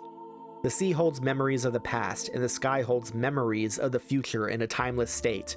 The course of nature is the interpretation of both of these memory types as they collapse into the center, and Bosmer spinners learn to spin these interpretations. If they are convincing enough, the world itself reflects the changes in the water and then the sky, and then the changes happen in the middle. This is all reflected in green sap and the Perchance acorn. Trees, as far as the Bosmer tell it, are water, that is, memory towers. The main tree for the Bosmer is green sap, which is a grot oak, but we see that in fact, all grot oaks are green sap, and all Perchance acorns are the Perchance acorn, and these trees themselves move, or at least they used to. This is the special ability of green sap. We might think of it as a kind of quantum indeterminacy. Where is green sap? It's here, but it's there too, and perchance its acorn could have sprouted anywhere. All elves are nature beings, in tune with the world. This is the most obvious with the Bosmer, as the name Wood Elf would suggest. Nature, in this case, is yet another Marish ancestor, Ifri, and following him is following the Green Pact. The Green Pact is basically the Bosmeri version of the Altmer idea of Praxis, and defines how Bosmer is supposed to behave while still being Bosmer. The two well-known fundamental tenets of the Green Pact are the prescription to not harm the green, which is the forest, and the so-called meat mandate, both of which entail not harming plants. The meat mandate, too, includes the idea of cannibalism. This is all a bit weird when you consider Altmer, isn't it? And what does any of this have to do with green sap? To understand, let's take a look at fashion design. From Crafting Motif 11, Ancient Elves. I will add here to the absent lady's notes that I myself, though having lived in the imperial capital for many long years, have never seen a wood elf sporting this ancient elven style. But the Bosmer, like we Argonians, seem to prefer to live in the Arbic now, showing relatively little regard for the ways of former ages. Well, that seems to put Bosmer even further away from the typical Mer. Unless... this is Vec on Aldmeri ancestor worship. Ancestor worship is the common center of all Aldmeri religions. The application of that worship is an entirely different thing. The arbitrary and the motivated in regarding one's divine ancestors, ignoring a manifest concern for belief in them as us. Instead, we concern ourselves with intensity and its relationship with action, valorizing little narratives, and proliferation of narratives in our native cultures to the point that there is no perch from extraneous content. Pure subjectivity is no longer possible. Instead, it becomes akin to sensory deprivation, yet without the fear, for we sense things that remind us of the dawn. Notice how he talks about narratives and the relation of them to things that remind Mer of the dawn. And notice too that Bosmer live in the Arbic now. They do so because Ifri himself is the spirit of the now. From Varieties of Faith under Ifri. Most important deity of the Bosmeri pantheon. While Ariel the Time Dragon might be the king of the gods, the Bosmer revere Ifri as the spirit of the now. According to the Wood Elves, after the creation of the mortal plane, everything was in chaos. The first mortals were turning into plants and animals and back again. Then Ifri transformed himself into the first of the El Nofe, or Earth Bones. After these laws of nature were established, mortals had a semblance of safety in the new world, because they could finally understand it. Ifri is sometimes called a storyteller for the lessons he taught the first Bosmer. Some Bosmer still possess the knowledge of the Chaos Times, which they can use to great effect, the Wild Hunt. All towers are the stories of those who built them, and the Bosmer are particularly infatuated with the storytelling aspect of their tower. As they were taught their story by Ifri, who became nature, and who's the first to interpret linear time, the Bosmer are obsessed with nature as an ongoing story. The Green Pact is the protection of that ongoing story and defines their part in it. Like the Ayleids, the process of creation, that is Draco Chrysalis, that is story, is meant to be ongoing, but only insofar as what is natural for it to do. They see and hear it unfold, and perchance it can go this way or that, or both, and you can pick which one you like, or gently guide it a new way. To harm the green is to harm this story structure. And if there was no green, who would the Bosmer be as a people? Which just leaves us with the cannibalism. I'll only slightly touch on this topic, but I note other cases where eating things happen. In other stories, like the Seichi, or what happened to Trinimac, to eat is to become. To eat your fallen enemy is to take him into yourself and embody a bit of him. I think this is most likely what is meant when the Altmer accused the Bosmer of soiling Time's line by taking mannish wives. But I think that's as far as I want to speculate on that. So let's go to the man problem instead. I think most people watching would consider the Bosmer to be the most pleasant of the Mer towards men. From Green Pact Bosmer, Observations. In fact, while they can be extremely fierce in battle, They do not attack unless provoked and are more than hospitable to strangers in their midst. They take their cues from the natural world, with a mixture of fear and respect, no doubt cultivated by tales of the kind of angry vengeance the Green is said to take on those who violate the pact. Essentially, Bosmer don't need to isolate or protect their home that much, for the Green is the natural world, and will do its own thing in course. Neither do they need to fuel their own tower by appeasing Daedra, for their tower naturally does what it does. But nature does defend itself. Probably the most famous example of this defense, and of the Bosmeri wild hunt, is what happened to Nord King Borgus, from the 3rd edition pocket guide. One of Maruk's chief supporters, the Nord King Borgus, became a victim of Valenwood's infamous wild hunt as he traveled to Cyrodiil to urge a joint war against the Bosmer. Thus did Valenwood simultaneously defend itself and strike a devastating blow against its new enemies. Skyrim would spend the next 50 years in turmoil. If only the Bosmer were a bit more proactive, we could see more of things like that. But then they wouldn't be Bosmer.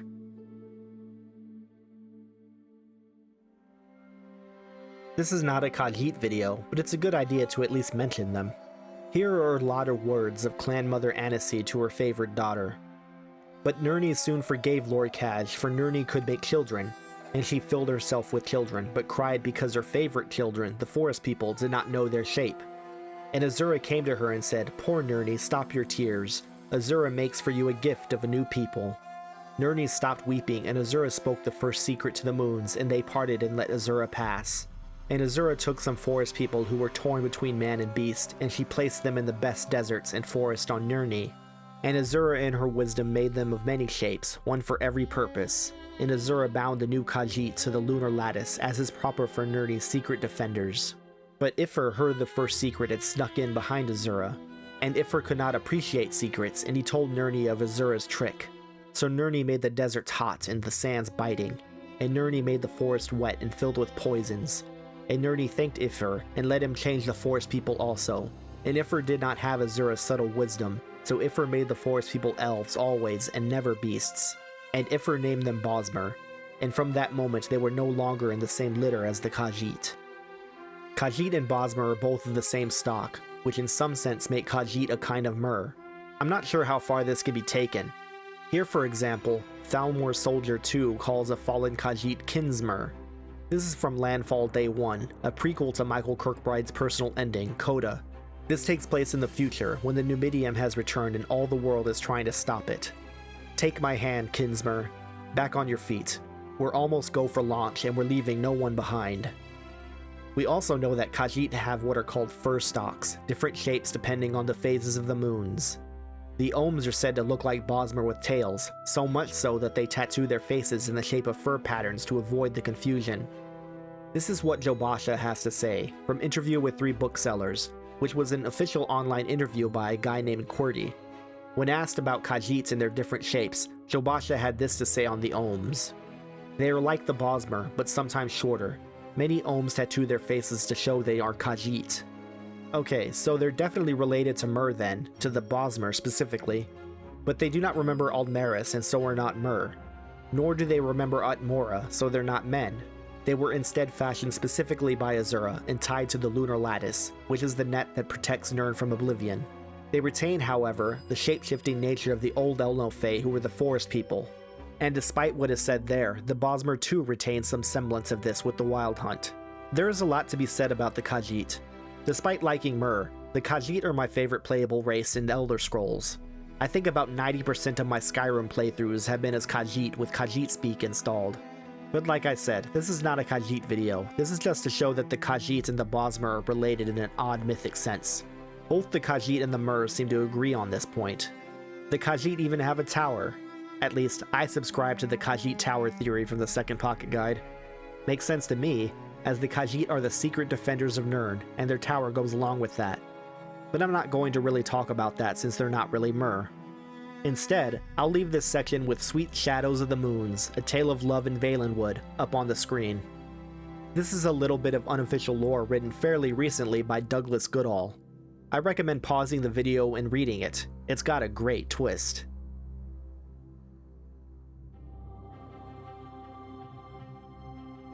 The Man-Mer are a race of Mer who live in a southern continent shrouded in mist, Piandania. The word Piandania itself means the Veil of Mist. This is from the 3rd edition pocket guide. This is going to be a lot because this general narrative is the bulk of what we have to go on for the Man-Mer. Translations of tapestries in the Crystal Tower tell the tale of a far older enmity. The Man-Mer were likely separated from the ancient Altmer not in Somerset, but in their original homeland of Aldmeris. Orgnum, their leader and self-styled king, according to the legend, was a phenomenally wealthy Altmer nobleman who used his finances to launch a rebellion against the powers of the land. He and his followers were banished for this to a place separated from Aldmeris by an impenetrable mist, Piandania, the Veil of Mist. For much of Somerset's history, the Man-Mer have launched attacks against their sister child of Aldmeris. Every one of these battles have been led by Orgnum himself, who it seems is not only immortal, but grows more youthful by the century. No historian, to the knowledge of the staff of the Imperial Geographical Society, has counted the number of wars and number of strategies employed against Somerset, but somehow each has proved, no matter how ingenious, an ultimate failure.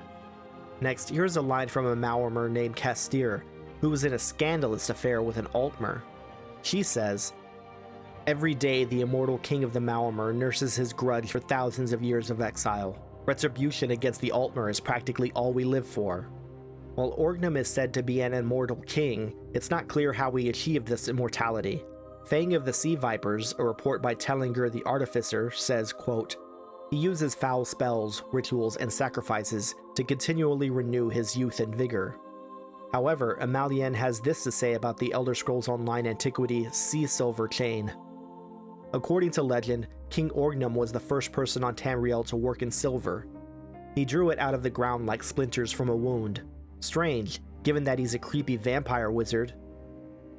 I just want to note that, for whatever reason, silver has arcane power. Man-Mer also love their sea serpents. Sea serpent iconography is all over Man-Mer artifacts. As stated, they are led by an immortal king named Orgnum, who was alive in the Dawn era and continues to live to this day. The 1st edition pocket guide implies that Orgnum is, himself, the serpent god of the Satakal, that is, first serpent Satakal. A Lore Master's archive, The Unveiled Azadiah Answers Your Questions, notes, Orgnum, their so-called immortal monarch, will find he is not so deathless at the coming of the true Satakal. May it be long from today, inevitable though it is. So aren't I supposed to be talking about towers? What is the Man-Mer tower? Do they have a tower? So pretty much everything from here on out is going to be personal conjecture about Man-Mer. Still, I think I've got something here. On one hand, the Man-Mer don't have a tower, but if you squint and look at things from a certain angle, the Man-Mer tower is crystal-like law. This is because the Man-Mer are a creation of the Altmer, siphoned off in an attempt to preserve their narrative. This had to be done because the Man-Mer must have done something very bad at some point during the Dawn, or had a very strange perspective, or both. But it also must have been something related to the Altmeri conception of themselves and the Altmer as a whole. The biggest reason I say this is because of the water memory connection. In my Man-Mer Schism video, I briefly talked about the cardinal directions. East is the future, west is the past, north is ice, which is frozen and bitter, and the south is mist, which is distant and unclear. The Man-Mer are from a southern continent literally called the Veil of Mist. This Veil of Mist was itself made by the Altmer, according to Altmeri sources. But we know Aldmeris isn't physically real, and the Altmer are a mythological conception of a united Marish people. So you know what this sounds like? This sounds like the Man-Mer are a kind of bad memory that keeps coming back to haunt the Altmer. Imagine, for example, that during your childhood you have a particularly troubling event happen. Like say, a brother you didn't know exists showed up, but he's ugly and violent and fights you and kicks you out of one of your rooms. Perhaps a part of you wanted to make peace with that brother, or perhaps worse, saw things his way, but only a part. When you're older, everything has vindicated your outward position, that your ugly, violent brother was bad. But every now and then you have a lingering doubt that you didn't make the right choice, and you have to banish that thought. Perhaps it's been so long you don't even remember where the doubt comes from. There are two other ways I can frame what I'm trying to say, psychologically and postmodern. Let's take it in order. In Jungian psychology, there's a thing called the shadow. The shadow represents the unconscious repressed part of your personality that you deny because it conflicts with your ideal self-image. A typical shadow aspect might be a desire and willingness to dominate others, for example. Your conceptualization of yourself insists that you are a good person who is kind and tolerant, so you repress these negative desires. The thing about that though is that these desires will continue to come out in ways you don't expect. Ideally, you want to find a way to integrate your shadow, so that way you can become a more complete person and your desires can be fulfilled in a healthy way. The Man-Mer are like the Altmer shadow. As such, the Altmer can't integrate them and remain Altmer, but neither could the Man-Mer integrate with the Altmer and remain Man-Mer. They're both stuck. Here's the other way to look at it. In certain economic, sociological, and postmodern fields that I won't name because this is an Elder Scrolls video, there's something called center-periphery dynamics. Without getting too deep into this, the idea starts with the notion that there is no objective center, rather only centers built on narrative power structures. These narratives form the center by defining what is normal and good. Those on the periphery of the center are defined as not normal or bad. There's a Hegelian tie-in that happens here a lot, that ties into the Hegelian master-bondsman dialectic. In the Man-Mer Schism video, I talked about the concept of the other. The master-bondsman dialectic is discussed within this topic, as a case in which two people are of unequal status. Again, trying not to get bogged down here, but in the 20th century, the other has been taken to be on the periphery, and can be seen as having an outsider's perspective on the center, which informs the other's status. Actually, this sort of postmodern thinking informs some other parts of the Elder Scrolls, specifically with how Lorkhan became different by viewing the Arbus from outside of it, when he was in the Void. What he saw, after all, was the secret tower, the wheel on its side, which can only be seen from outside the wheel. Anyway, my point is that this is what I mean by saying that if the Man-Mer have a tower, it's actually crystal-like law. Crystal-like law is the Altmer center, and the Man-Mer are at the periphery. Their entire existence is defined by not being on Somerset, which they believe is their rightful place. Nobody quite knows how Orgnum is supposed to be immortal. We've seen talk of magic and sacrifices and vampirism. Vampirism is unlikely simply because that requires a tie to Moloch Ball that we don't see anywhere. But magic and sacrifice does sound like necromancy. And being identified with Satakal, a giant snake, does remind me of Toshraka of Akavir, who is said to have successfully turned himself into a dragon. Or Isramor, who Kirkbride alluded to as also being a dragon. Probably this has the meaning of dragonborn. And also this reminds me of Ariel as leader of the Aldmer, distinct from Ariel, the elven Akatosh. And we know the serpent is the enemy as mortality, or just death. We see this in Lorkhan as a snake, Orki as a snake, and even the serpent constellation, who threatens the others and if allowed to be free, would eat the other constellations. But there's some other important information on Satakal. First, Satakal isn't the Yokudan version of Lorkhan or Padme, he's a fusion of Anu and Padme. Knowing Satakal gives a pretty clear explanation of how this works. To know Satakal, consider a river. As a snake sheds its skin and lives on, so a river sheds its water into the sea, yet is reborn at the source. To be the world's skin is to be everything, and to be everything is to be nothing. Does not the serpent made of sky above reflect the serpent made of the sea below? And here's a very overlooked line from the Heart of the World. But when Trinimac and Ariel tried to destroy the heart of Lorkhan, it laughed at them. It said, "This heart is the heart of the world, for one was made to satisfy the other." So Ariel fastened the thing to an arrow and let it fly long into the sea, where no aspect of the new world may ever find it. The overlooked part is that the heart was shot into the sea. And finally, let's look at some physical descriptions. From Coils of the Father, which is about Ariel. Penitent, give thanks and praise to the soul of Anu the Everything, Father to us all. The scales and fangs and flame of the Creator envelop all of the people, always. And from Shor, son of Shor. Shor shook his scaled mane. Shor, son of Shor is a Nordic creation myth, which depicts the start of this Kalpa as the same thing as the ending of the last Kalpa. It depicts the gods of the current world as just mortals fighting. And one can read the Heart of the World as doing the same thing. Ariel was the leader of the Mer, and now he's Ariel, Marish aspect of Akatosh. Both Shor and Ariel have scales, and it is pretty weird to talk of Father Ariel as having coils, or having scales that can envelop. So let's put this all together. I propose King Orgnum was something like an alternate leader from Ariel. While Ariel ultimately joined the time aspect and became the elven version of Akatosh, Orgnum was attempting to join with a unified Akatosh-Lorkhan position. Not only did this fail in the grand scheme of things, but the mere attempt is an affront to the Altmeri worldview, as it proposes the Patamaic position is equal and synergistic with the Anuic position. It's seen as rebellion, and so Orgnum and his followers were exiled into the foggy mist of memory, while Lorkhan's heart was shot with a deliberate act of forgetfulness. Orgnum and his followers continued to come back and haunt the Altmer, at least until the Third Era. This so far, I think, is both well-founded textually and solves a lot of problems. What's with all the sea serpent iconography? It represents the Serpent of the Sea, a forgotten form of Lorkhan, who is the mirror brother of Akatosh, the Serpent of the Sky. Why was there an exile in the Dawn Era, when Aldmeris supposedly existed? Because Orgnum represented an early alternate conception of the unified Altmer people that accepted Lorcanic thought. And why Piandania, the Veil of Mist? Because in order to maintain the Anuic and idealized image of themselves in their past, Altmer can't allow the Man-Mer perspective on their history to gain a foothold, though those events did happen. Even more, consider what was discussed about the Bosmer, the mirror of the sea to the sky as general narrative. This would explain what Mother Sea is. The typical Anuic viewpoint of the sky dragon Akatosh as king of the gods is mirrored in the sea.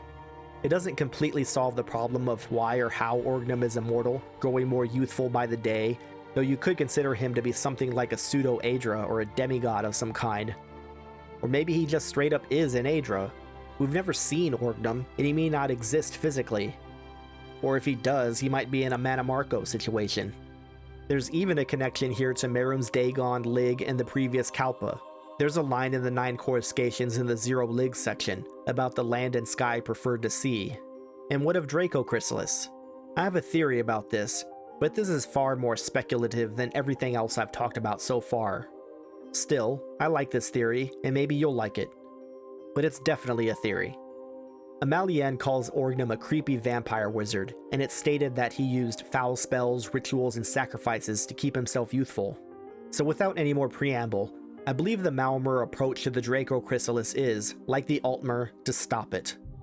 But unlike the Altmer who seek to bind it, the Man-Mer found a more efficient way. They decided to kill it. Into undeath. It can't degrade if it's already dead. Necromancy is a magic of mortality in the nature of the soul. It could make sense then that a rich and king, wise in such magics, might decide to halt the mortal becoming of Draco Chrysalis the same way that the mages of Olenveld decided to cure Vrala's illness in the story The Exodus.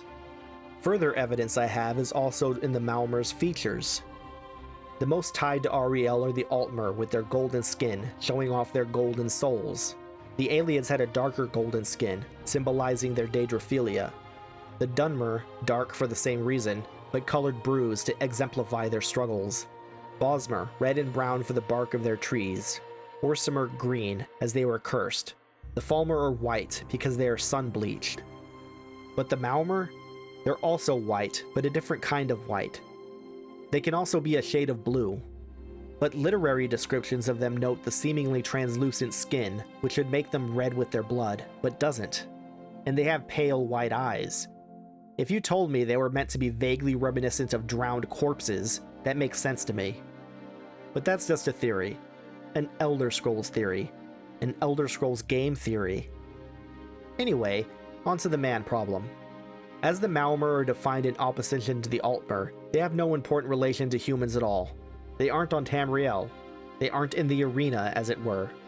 All we can infer is that if they were, they'd probably be in conflict with humans in the way that Altmer are.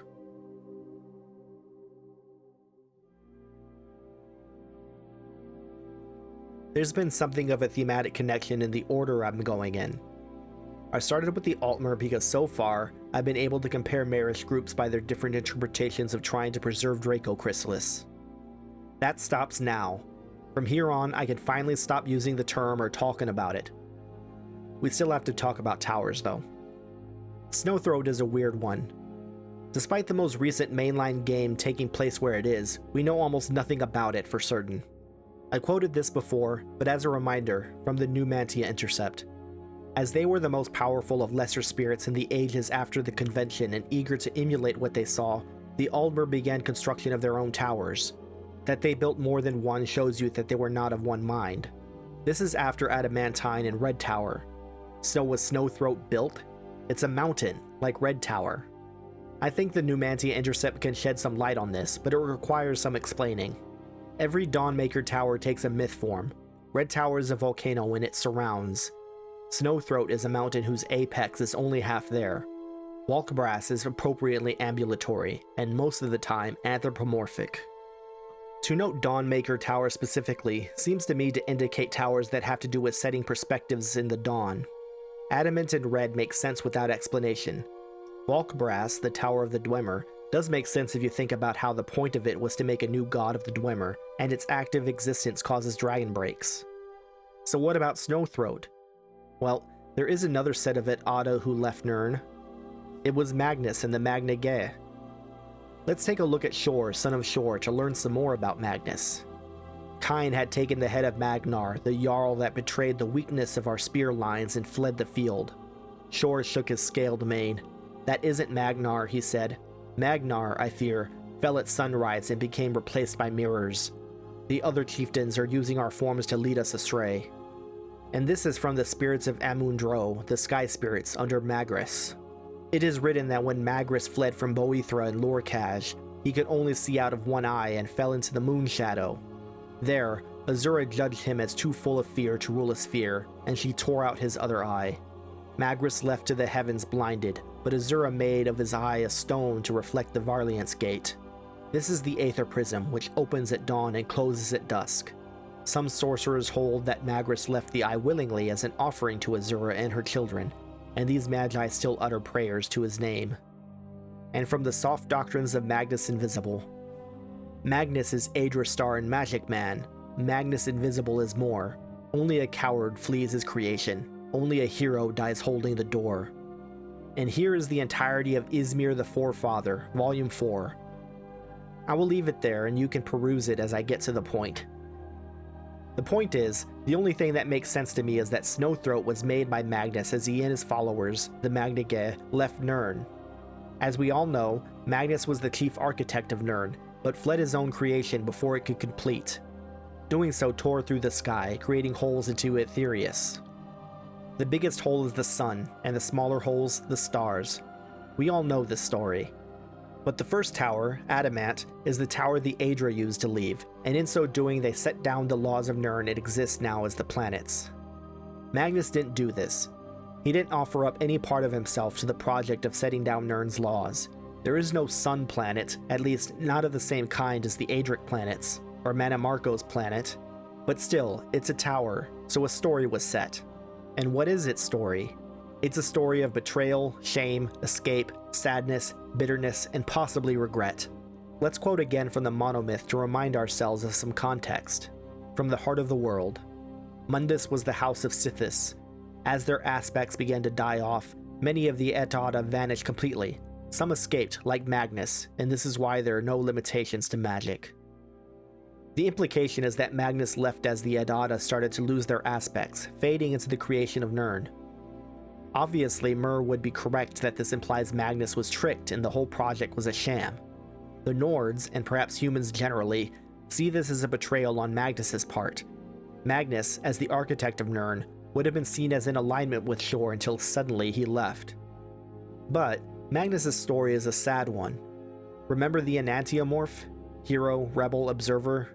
I mentioned that the observer is usually maimed in the process of an Enantiomorph, but what I didn't mention is that a lot of the time, not every time, but a lot, their injury is blindness, sometimes literal, sometimes metaphorical. There are a lot of myths that mention Magnus was blinded. According to the Khajiit, he was already half-blind when he lost the other to Azura, either willingly or not. That eye was fashioned into a stone and set up as the sun. The thing about the sun is a bit complicated though. While it's commonly treated as if the sun is Magnus, it's also commonly noted in myth that there's a trick being played here. A trick of the light, even. A distinction between Magnus and Magnus Invisible. Magnus and a mirror replacement. Magnus and the third eye of Azura, which was Magnus's eye. But the sun can't be Magnus himself. For one, it's definitely a portal, and metaphorically Magnus's eye. This is from Michael Kirkbride during IRC Q&A. He was talking about how all of Tamriel is a song and mentioned Magnus and the Minoli. There are repeats in it, plays on a tune, variations, and most likely Magnus, He's the one that made the fucker, and now that's why he looks back on it every single day. That's his promise. When you wake up, I will listen. I'm sorry I left, but hey, I'm still right up here. And my Manoli, they show up every now and then and collect all the songs you've made since the last time around, the last real moment. The Manoli, they're keepers of the Elder Scrolls. They cannot be fixed until seen, and they cannot be seen until a moment, and you, your hero, makes that moment. Just to head off any possible objections to this, Magnus and the Sun are not the only instance of confusion between the whole and the entities. All stars are like this, so don't worry too much about Manoli and Nemoli or how stars relate to the Celestials. It all makes sense, but isn't the subject of this video. Instead, look at what this means. I said there was sadness and bitterness in the story of Snowthroat. It's not because Magnus was tricked, but because he lost what he had created. As the observer for the creation of Nirn, he still observes us, and most especially writers of the Elder Scrolls, and that is why the sun is his eye, and also a hole into Aetherius. Now, I said there's a second reason the sun can't literally be Magnus. Here's a short line from the annotated Anu ad. Anu, grieving, hid himself in the sun and slept. Technically, this was during the 12 worlds of creation, but this myth does not mention the sun's creation at all. It doesn't mention Magnus.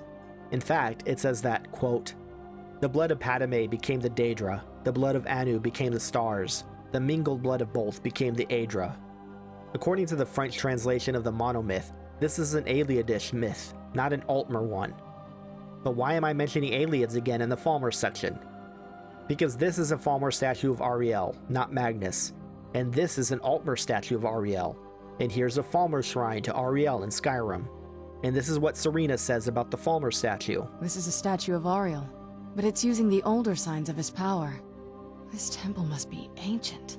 Look, all I'm saying is, Ariel has a lot to do with the sun, which is not exactly the same thing as Magnus. And now we can finally get to the Falmer. As I said at the start of the section, there's nothing to talk about regarding Draco Chrysalis. Falmer are not trying to preserve it. But unlike all the Mer to follow, they aren't rejecting it either. They're true neutral. The reason for this is their tower. Like all other Mer, their entire society is built around their tower. But unlike most other Mer, their tower was not constructed, but rather found. What they found wasn't a story laying down unshakable will like Adamantine, or a secret plan of transcendence like Red. What they found was an escape hatch. The very place where Magnus left to Aetherius. And unlike Adamantine, the door was open. I previously mentioned that the Stone of Snowthroat was said to be a cave. That's what Michael Kirkbride said anyway. Well, you might not know that he later clarified that he meant Plato's allegory of the cave. If you're like me and study this kind of stuff, you might think, ah yeah, that makes sense. But I guess if you don't know the story, you'd be confused. Long story short, the story is that everyone lives in a cave and thinks that shadows on the wall, created by fire behind them, are real things. But the philosopher can escape the cave and see that actually, real things are illuminated by the sun, which is the ultimate real thing, metaphorically speaking. You can learn all about it if you finish Full Metal Alchemist. So great, the stone is the sun. But the cave, that's interesting. Because remember, the apex of Snowthroat is only half there. The sun is a hole to Aetherius, and it's freaking called Snowthroat. A throat could be said to be a tunnel that leads out, as well as where sound comes from, which in the Elder Scrolls is also magic. Given all this then, what can we tell about Falmer culture? A lot, I think. Materially, we have very little, but we do have more than the Maormer, actually. We have examples of their architecture in the form of shrines. We have some clothes, which look generally Southeast Asian. But the main thing we have is a knowledge of their pilgrimage, and their only surviving member is not just a knight, but a paladin, which in fantasy has come to mean a religious warrior. Of course, we have other written attestations of them, but unfortunately, all existing works are from humans. Here's something, though, that even the first edition pocket guide admits. Speaking of the first Nord settlements, it says, "These first settlers named the land Merith, after the elves that roamed the untamed wilderness which then covered the whole of Tamriel. For a time, relations between men and elves were harmonious, and the Nords throve in the new land, summoning more of their kin from the north to build the city of Sarthal, the site of which has recently been located by Imperial archaeologists in the vicinity of modern Winterhold. And we all know what happened at Sarthal. Actually, we don't. No, really, we don't. We know all the Nords there died, save 3, supposedly from a battle. But why? Who started it? We don't have the marriage narrative on this. The closest we have is from the 1st edition pocket guide, a line from the Skyrim section, and the commenter YR's comments on it. First, the line in question. But the elves saw that the vital young race would soon surpass their stagnant culture if left unchecked, and fell upon the unsuspecting Nords in the infamous Night of Tears. Saarthal was burned, and only Ysgramor and 2 of his sons fought free of the carnage and escaped to Atmora. YR's annotation, placed directly after Ysgramor and 2 of his sons. Ysgramor's provocations and blasphemies have, of course, been long forgotten. So, it's time for somebody to step up and tell the marriage narrative. I can be that mighty hero, the hero you both need and deserve. So first, we set the stage, the human problem. It looks a lot like the Falmer solution to the human problem was peaceful coexistence, and I have an explanation for that. As I've said, what we have of their culture shows them to be extremely religious, and this religion is built upon a worldview of open exit, although there's bitterness there. That's why it's Snow Throat. As Mer, the idea of an exit back to Aetherius must have seemed like the most wonderful thing in the world. But we know, because they're still around, that it wasn't that easy. They couldn't just walk out. Instead, they devoted themselves to this endeavor, which was hard, bitter work. Here is most of touching the sky. Many of the most dedicated snow elves once committed themselves to a tireless journey through the Chantry to the inner sanctum. They carried with them the paramount desire to become one with their god, Ariel. Though all set out with the determination to prove their worth, few were prepared for the trials that lay ahead, for the path to Ariel was not without its tribulations. It is told that many simply could not continue on the path for long before turning back. Some argue that the rebuke they endured upon their return was crueler than any punishment that may have laid ahead of them along the path. Tales of those who reached the inner sanctum are not without their share of woes. It is said upon their arrival that many were mere shells of the person they had once been. Some were quite mad from sleeplessness and starved to the point of frailty. By the end of their journey, the marvel that they had strength yet to carry their vessel and ascend the stairs of the temple was the last true testament of their loyalty. Regardless of each individual's tale, the final words remain eerily similar. It is said that every pilgrim ascended, bathed in light, a look of relief and contentment on their face. So, the reason for peaceful coexistence was because the Nords had nothing to do with the Snow Elves' religious goals of transcending the mudness into Aetherius. Humans couldn't ruin their escape with their weird human culture. The Snow Elves didn't need them for anything. It makes no difference to the Snow Elves what humans thought about it. The Snow Elves were solely dedicated to their found path, and in this sense they could be considered a culture of almost entirely Eastern-style religious ascetics, trying to achieve enlightenment and freedom from the mortal world. Have you ever heard the story of Wulfric and the Snow Elf? It's not a story the Nords would tell you. This poetic epic is way too long to read here, so I'll have to summarize. Wulfric is Ysgramor's youngest son, and on a quest to kill an ice wraith, Wulfric is injured and near death. He is saved by a snow elf woman named Eormi, and they quickly fall in love and, get to business. Eormi takes Wulfric to her father, Narim, who is very upset with her for bringing a human to their home. However, he finds that Eormi is pregnant and decides to marry them in the marish fashion. Now, this story too is a human one, so we're given some odd sinister tones to what the offspring of Eormi and Wulfric can do for Man-Mer. But what I'm saying here is a marish retelling, so it seems to me this pairing is simply meant to bring a lasting peace and bring the Patamaic into the goal of elvish enlightenment. Eormi wishes to visit Saarthal, and together, she, Wulfric, and Narim go there. Ysgramor considers this yet another trick of her Memora, and that Wulfric has been enchanted with elf magic. He demands Wulfric denounce the elves 3 times, and in return he will find him a new wife and a bunch of cool stuff. Wulfric, a paragon of his people, holds his wife's hand as his father Ysgramor builds himself into a frothing rage. Ysgramor attacks Narim, and Wulfric takes the blow instead to protect his father-in-law.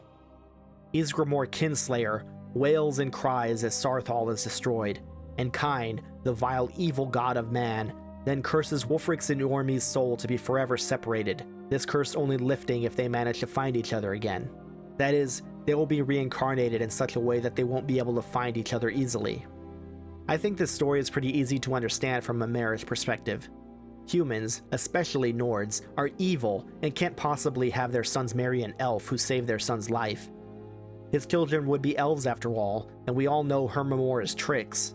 Hermamora's trickery is bad, unlike Shore's trickery, which is good. But this doesn't really jibe well with the whole Eye of Magnus theory, does it? Yeah, let's talk about the Eye of Magnus. There's not a lot to talk about. Despite all the theory crafting, I think it's actually pretty simple. It's the Eye of Magnus. Mystery solved. We have another Eye of Magnus in the sky. A portal to Aetherius. To some idiot Altmer named Ancano, the Eye of Magnus can be used as a font of infinite magicka. Makes sense if it's a portal. But to the Snow Elves, it's another way out. An easier one, maybe. You could then see their desperation. Enough to murder an entire town? No, that's how the men tell it.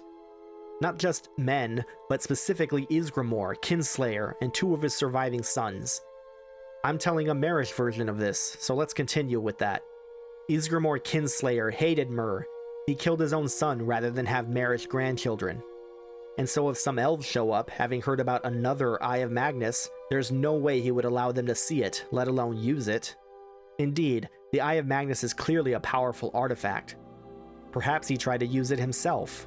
Or perhaps in his spite he wanted to destroy it. Or perhaps we can remember that Ysgramor may have been a dragon, metaphorically speaking, and perhaps all this is a big stupid misunderstanding where he failed to constrain his rage, killed his son, then killed his village by arguing with elves over a ball he didn't understand or care about. Either way, there's no proof, save a known Mer hater and the children he'd yet to slaughter, that the Falmer had anything to do with what happened at Saarthal. Ancano didn't survive his interaction with it. Why would I assume the people of Saarthal are innocent bystanders, selflessly guarding a powerful artifact from misuse while evil elves, who they got along with peacefully before, are plotting to kill them all for it? No, we don't have any clear idea, only that Ysgramor and 2 of his sons survived and told a tale of massacre. Then he used that story as an excuse to execute a campaign of overt genocide. Here's a Falmer ear necklace, by the way. We have another source, again, human, about the Snow Prince, the only Falmer the Nords had any kind of respect for. With their savior defeated, the spirit of the remaining elven warriors soon shattered. Many fled, and those that remained on the battlefield were soon cut down by our broad Nord axes. When the day was done, all that remained was the carnage of the battlefield, and from the battlefield came a dim reminder of valor and skill, for the brilliant armor and spear of the Snow Prince still shined. Even in death, this mighty and unknown elf filled us with awe. I hazard a guess that Nords, in their unfathomable weakness, felt very proud of themselves for slaughtering a bunch of religious ascetics living isolated lives in the mountains. Because men are best at war, and probably Falmer were worst at it. By the time the Snow Prince showed up, there were no longer any Falmer in Skyrim that the Nords saw. The Nords were just about done with their genocide. I say this is because the Snow Prince was probably young and raised for war. He was seen as the savior of the Snow Elves, because he was the one trained solely to fight the Nords. And he put up a fight, but died, and the Nords think it's some kind of respect to go on killing his kin. But we know not all Falmer were killed by the Nords. Some managed to flee, to hide, or to ally themselves with the other group of Mer that were active in Skyrim at the time. That'd be a great segue into the Dwemer, but surprise, the next Mer are the Chimer.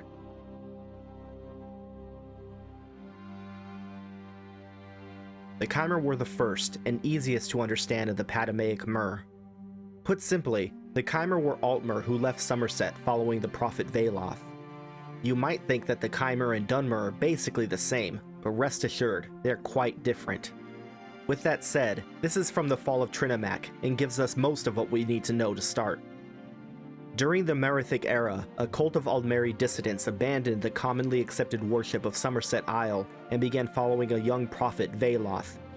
Boethia had been speaking to Valoth in dreams and visions, guiding him to lead a new sect of Aldmeri with the belief that mortals could ascend to become gods. And from Daedra worship, the Chimer. Reflect upon the early Aldmer of Somerset. Though in their arrogance they considered themselves the lineal descendants of the Aedra, nonetheless the first large-scale religious sect espousing Daedra worship was born in the heart of Somerset itself. There, in the rainbow shadow of the Crystal Tower, the so-called Prophet Valoth communed with the Daedric Prince Boethia and agreed to accept her gifts. He inscribed the Velothi prophecies, which expounded the doctrine of worship of the good Daedra, Boethia, Azura, and Mephala, along with ways to propitiate and negotiate with the bad Daedra, Molag Bal, Malakath, Sheogorath, and Mehrunes Dagon. I always found it ironic that the Chimer thought to themselves, oh yes, let's ignore our immortal ancestors and listen to liars and murderers who have secret plots beyond mortal understanding. Nothing could go wrong here. So what exactly is the nonsense the Chimer learned from their so-called good Daedra? Well, Azura's pretty good, also ironically the one who got the worst deal. But about what they told the Chimer, from the Changed Ones. Boethia told the mass before him the triangled truth. He showed them, with Mephala, the rules of Psijic endeavor. He taught them how to build houses and what items they needed to bury in the corners. He demonstrated the right way to wear their skin. He performed the way to walk to achieve an exodus. Okay, what's the triangle truth? What's Psijic endeavor? The only thing here that makes any sense is learning to build houses, but even that is clearly a metaphor and not about physical structures. I'm going to focus on the Psijic endeavor first, because that's less speculative. To do that, let's back up a bit. What is the Chimeri Tower, and what is its stone? The Chimeri Tower is Red Tower, or Red Mountain, and the stone of Red Tower is the heart of Lorkhan. If we remember our Numantia intercept, Adamantine was first tower.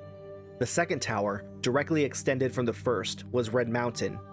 Convention was set not just with the Aedra setting themselves up, but with declaring Lorkhan guilty and punishing him. This means that the story of Red Tower is the same one as told by Adamantine, but from the rebel Lorkhan's perspective. Here's yet another quote from the Numantia intercept. Let the elders acknowledge this truth. Every tower bears its stone. The impossipoint of the convention was the first, though another bears the true title of First Stone. There's a lot implied by this line, but instead I'm going to expand on the word impossipoint. An impossipoint is one of those Kirkbride made-up words to mean a point in which nothing is possible, and because of that, anything is possible. Consider an empty bowl. There's nothing in it, and because it's empty, you can fill it with anything. This is the underlying message of Sithis, of all Padmeic thought, down to Lorkhan. I'm not sure if the developers and writers were thinking of this at the time, but this all reminds me of something Albert Camus once wrote. If we believe in nothing, if nothing has any meaning, and we can affirm no value whatsoever, then everything is possible and nothing has any importance. Chimer focus on that first part, while the Dwemer focus on the latter. I vaguely mentioned it before, that the Red Tower was a story of secret transcendence. To truly understand what Lorkhan was doing all this for would be a really long endeavor, and this video is long enough as it is, but I still have to give you something. So, Psijic Endeavor. Luckily, Vec tells us directly what it is. On the question of what is the Psijic Endeavor, the basis for the teachings of the Prophet Veloth, founder of present-day Morrowind and father of Dunmeri culture. Veloth describes the Psijic Endeavor as a process of glorious apotheosis, where time itself is bent inward and outward into a shape that is always new. Those who can attain this state, called Kim, experience an ineffable sense of the Godhead and escape the strictures of the World Egg. It should be noted that, while Veloth is given credit for establishing the anti-laws that govern the Endeavor, this process has its antecedents in the teachings of the Black Hands Mephala, Boethia, Azura, Trinimac, and of course Lorkhan, through that lord's association with Psijic. Remember Trinimac. That'll be important later. But yeah, Kim. Let's continue with Vec's teachings on this subject. By the way, I'm pronouncing it Kim because that's how Kirkbride said it was pronounced, and the way Lehman Tuttle said it was pronounced, Chim, as in chimpanzee, sounds worse to my ears. For the record, if left to my own devices, I'd call it Chime, as in chimera. To transcend mortal boundaries set in place by immortal rulers. At its simplest, the state of Kim provides an escape from all known laws of the divine worlds and the corruptness of the Black Sea of Oblivion. It is a return to the first brush of Anu Padme, where stasis and change created possibility. More so, it is the essence needed to hold that dawning together without disaster. One that knows Kim observes the tower without fear. More so, he resides within. The world you stand on is said to be the first attempt at Kim. It is also admittedly the most famous. That it was choreographed by Lorkhan and ultimately failed is well documented, but whether or not this failure was intentional is still disputed. And this is the most reached destination of all that embark upon this road. Why would Lorcan and his unwitting agent sabotage their experiments with the tower? Why would he crumble that which he esteems? Perhaps he failed so you might know how not to. And here's some more explications from Love Letter from the Fifth Era. Here we come to the scripture's greatest resignation, to imagine the subcreation after mortal death, which by pattern would mean an echo of Mundus, and through this imagining, the failures of so many. The Digitals' record of the lunar god's involvement in all of this is called the Great Pain. The lunar god failed by his own devices, to show the new progeny how they might not. You in the Fourth Era have already witnessed many of the attempts at reaching the final subgradient of all I, that state that exists beyond mortal death. The Numidium, the Endeavor, the Prolix Tower, Kim, the Enantiomorph, the Scarab that transforms into the new man. Simply put, as the gods cannot know joy as mortals, their creation, so mortals may only understand the joy of liberty by becoming the progenitors of the models that can make the jump past mortal death. And so many of you give up. Mortal death to Z, Z being the state gradient echo of Mundus Center X. Antonymic to untranslatable. Those who do not fail become the new men, an individual beyond all I, unerased in all being. Jumping beyond the last bridge of all existence is the last existence, the eternal I. I am, a whole world of you, God. So is that clear? I hope so. I think I'm going to have to make a whole video contrasting Patamaic and Anuic thought, because there's a lot here and I just can't get into it all right now. Instead, I'll move on and hope you understand.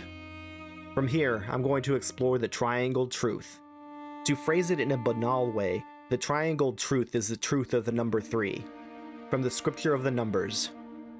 3. The invisible gate, Almsivi. It's amazing how useful a number cipher is in figuring things out. The tribunal is the invisible gate. But there's another gate in the lessons, the triangular gate, mentioned in Sermon 21, the scripture of the wheel. As it says, it describes the mathematical/numerological construction of the Arbus. Cutting some stuff out, let's focus on this. The spaces between the gift limbs number 16, the signal shapes of the demon princedoms. It is the key in the lock, Ceres and Manticore. Look at the Majesty sideways and all you see is the tower, which our ancestors made idols from. Look at its center and all you see is the begotten whole, second serpent, womb ready for the right reaching, exact and without enchantment. The heart of the second serpent holds the secret triangular gate. Look at the secret triangular gate sideways and you see the secret tower. The secret tower within the tower is the shape of the only name of God, I. We start off simple. The wheel has 8 spokes, which are the Aedra. In between the spokes are the 16 plus 1 Daedric princes. The wheel turned on its side is the tower as a mythological concept. In real life, the tower refers to destruction, chaos, and revelation. Even at its best, it represents the shattering of illusions and painful but necessary change. The center is the hub of the wheel, and as the Aldmeri myth, the heart of the world, concurs with, the heart of this world is the heart of Lorcan, second serpent. Right-reaching, as far as I can tell, is true creativity that is wholly novel, and in this context implies Amaranth as new creativity. I'm going to be using this word a lot from now on, so I better define it.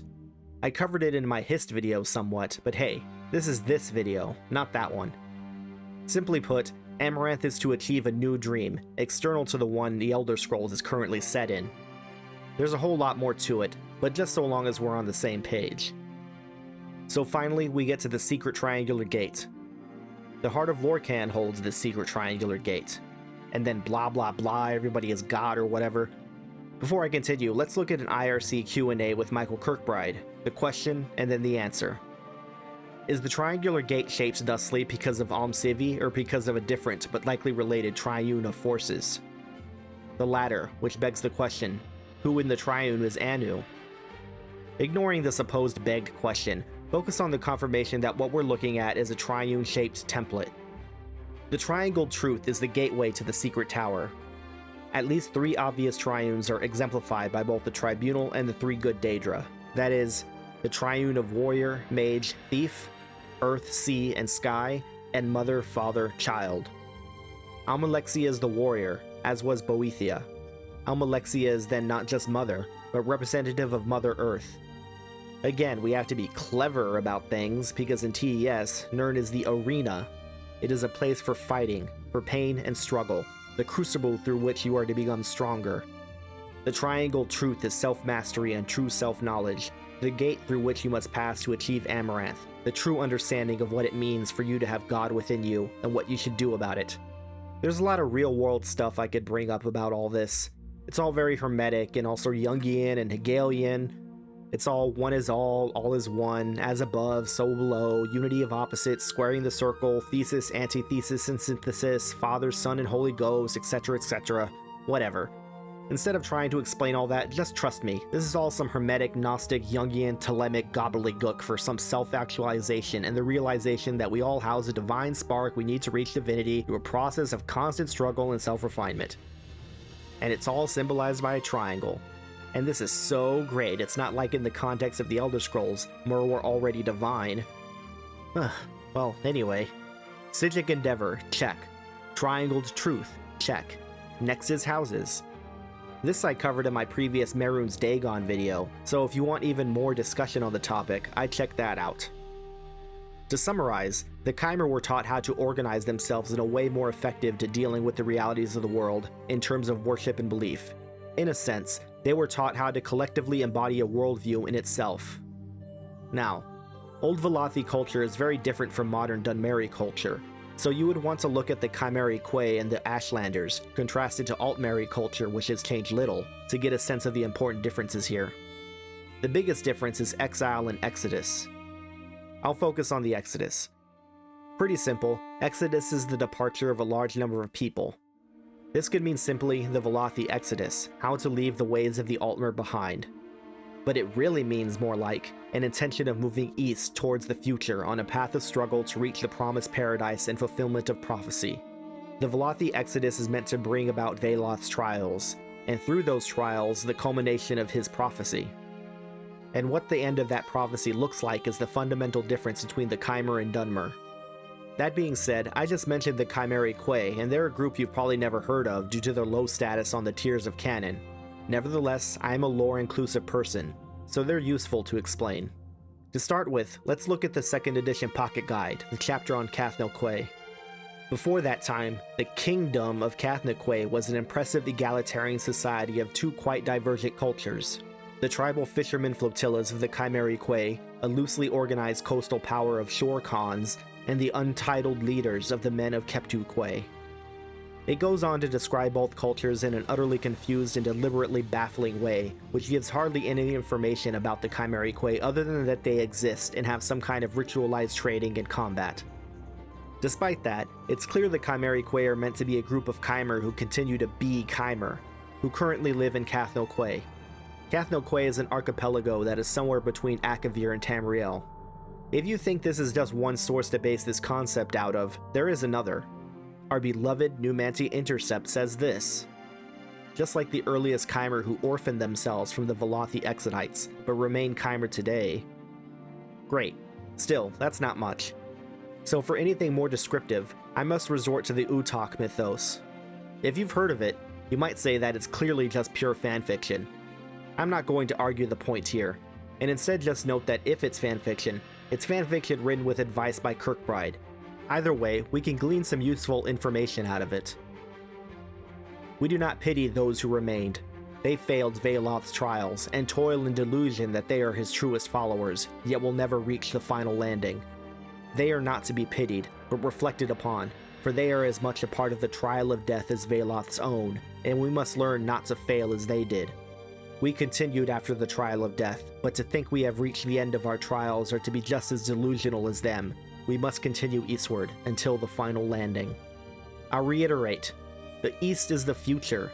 The point of Exodus is to reach the future and to claim it. This is what the Velothi's prophecies were supposed to be about, and the difference between the Chimer and Dunmer. So anyway, what about the tower? I haven't talked much about how Red relates to all this. Red Tower, or Red Mountain, is an active volcano. Various sources call Morrowind, originally Resdane in the time of the Chimer, the Star-Wounded East. The star was the first stone, the heart of Lorkhan, both Lorkhan's divine spark and the heart of the world. I previously mentioned that Boethia is Mother Earth. Well, Lorkhan is also the Earth God, with Kine the Sky Goddess as his wife. Earth and sky meeting to create things is pretty normal in real-life mythology. So let's talk about volcanoes. I think we know what volcanoes are. What you might not know, or maybe you do, maybe you live in Hawaii or something, I don't know, but either way, volcanoes create new land. They can do this through several mechanisms, from lava flow solidifying to large amounts of ash collecting and underwater eruptions piling up on each other. And that is the meaning of the tower, and why it is the way it is. Once again, for the New Manti Intercept, I just keep having to quote this damn thing. The powers also created Red Tower in the First Stone. This allowed the Mundus to exist without the full presence of the Divine. In this way, the powers of Adamantia granted the Mundus a special kind of divinity, which is called Nirn, the consequence of variable fate. First Tower has the Zero Stone, but Second Tower has First Stone. This is important numbering. Zero is to mean that it's central, also technically first but not really first, because first means not just first, but primary, and first in truth. In order for Nirn to continue to exist, there must be new land, and Red Mountain is always creating new land. New land itself is metaphorically tied to creation, and for potential. Lava is also red, and could be seen symbolically as the blood of the earth pouring out of the star wound. And all of that is in the east, towards the future. As I said though, the interpretation of what the future is differs between the Dunmer and the Chimer. The Chimer that exists now believe in a never-ending struggle to improve themselves. They were promised divinity and a new world out of it, but that promise has yet to be fulfilled. The Dunmer, in contrast, have fallen astray, lured in by false gods and a false promise, and it claimed that the Velothi exodus is ended because it has been fulfilled, specifically by Almsivi. To the Chimer, this is all nonsense. What their new world looks like is unknown, and when they will reach it is unknown, but it definitely hasn't been fulfilled, nor has it changed. Now we can talk about humans. Pretty simple, this is from the House of Troubles. Malakath, Mehrunes Dagon, Molag Bal, and Sheogorath are holy in that they serve the role of obstacles during the testing. Through time, they have sometimes become associated with local enemies, like the Nords, Akaviri, or Mountain Orcs. So humans are enemies, like orcs, and like orcs, they're made to sharpen oneself against. Nirn is the arena, and any arena needs combatants to fight. Remember way back when speaking of the Altmer? Orcs, dark elves, and men, most of all, men, are best at war. Speaking of dark elves, it's finally time to talk about them. I wish I could say there isn't a lot to say about them, since I spent all this time going over the Chimer. Alas.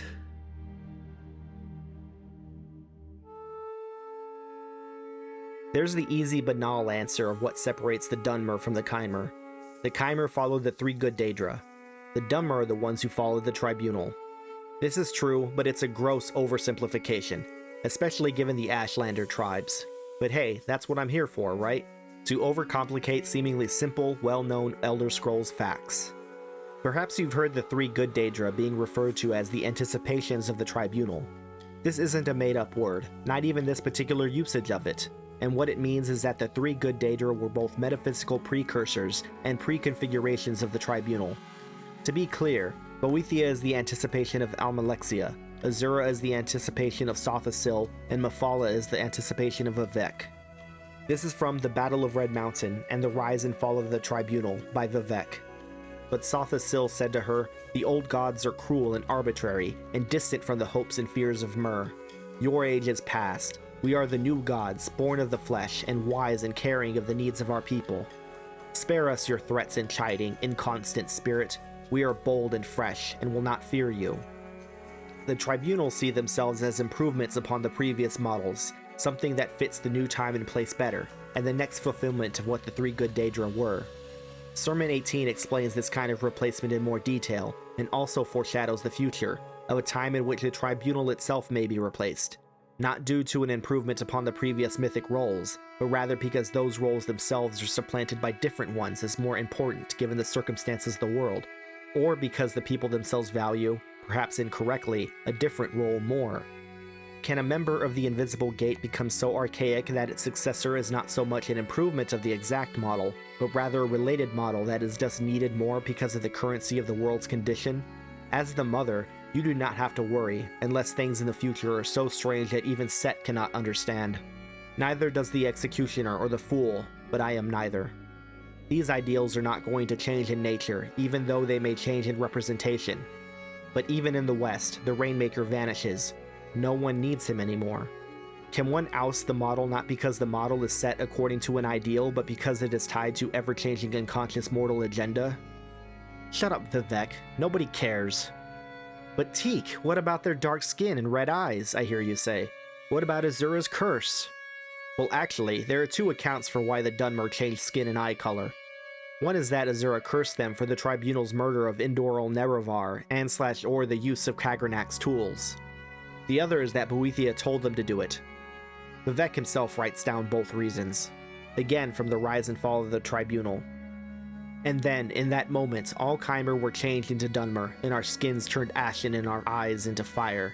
Of course, we only knew at that time that this had happened to us, but Azura said, "This is not my act, but your act. You have chosen your fate, and the fate of your people, and all the Dunmer shall share your fate, from now to the end of time. You think yourselves gods, but you are blind, and all is darkness."